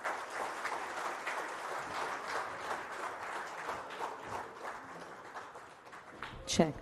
So thank you very much for caring for the citizens of this city and thereby the state with your long-term vision and your relentless effort. Can we give a big round of applause for the Honorable Chief Minister of the state Telangana? This was really impactful, and I request everybody here, all the delegates and special guests here, to tweet about today's event, and whatever, if you have recorded, to tweet it. Let's take this vision of rejuvenating River Musi forward. Requesting all of you to tweet this on all the social media platforms. Thank you very much. Dinner is arranged for every one of you here. Kindly indulge in dinner before you all leave. Thank you very much for this opportunity. Signing off, your show host Sharmila Kasala. Jai Hind, Jai Telangana. Thank you.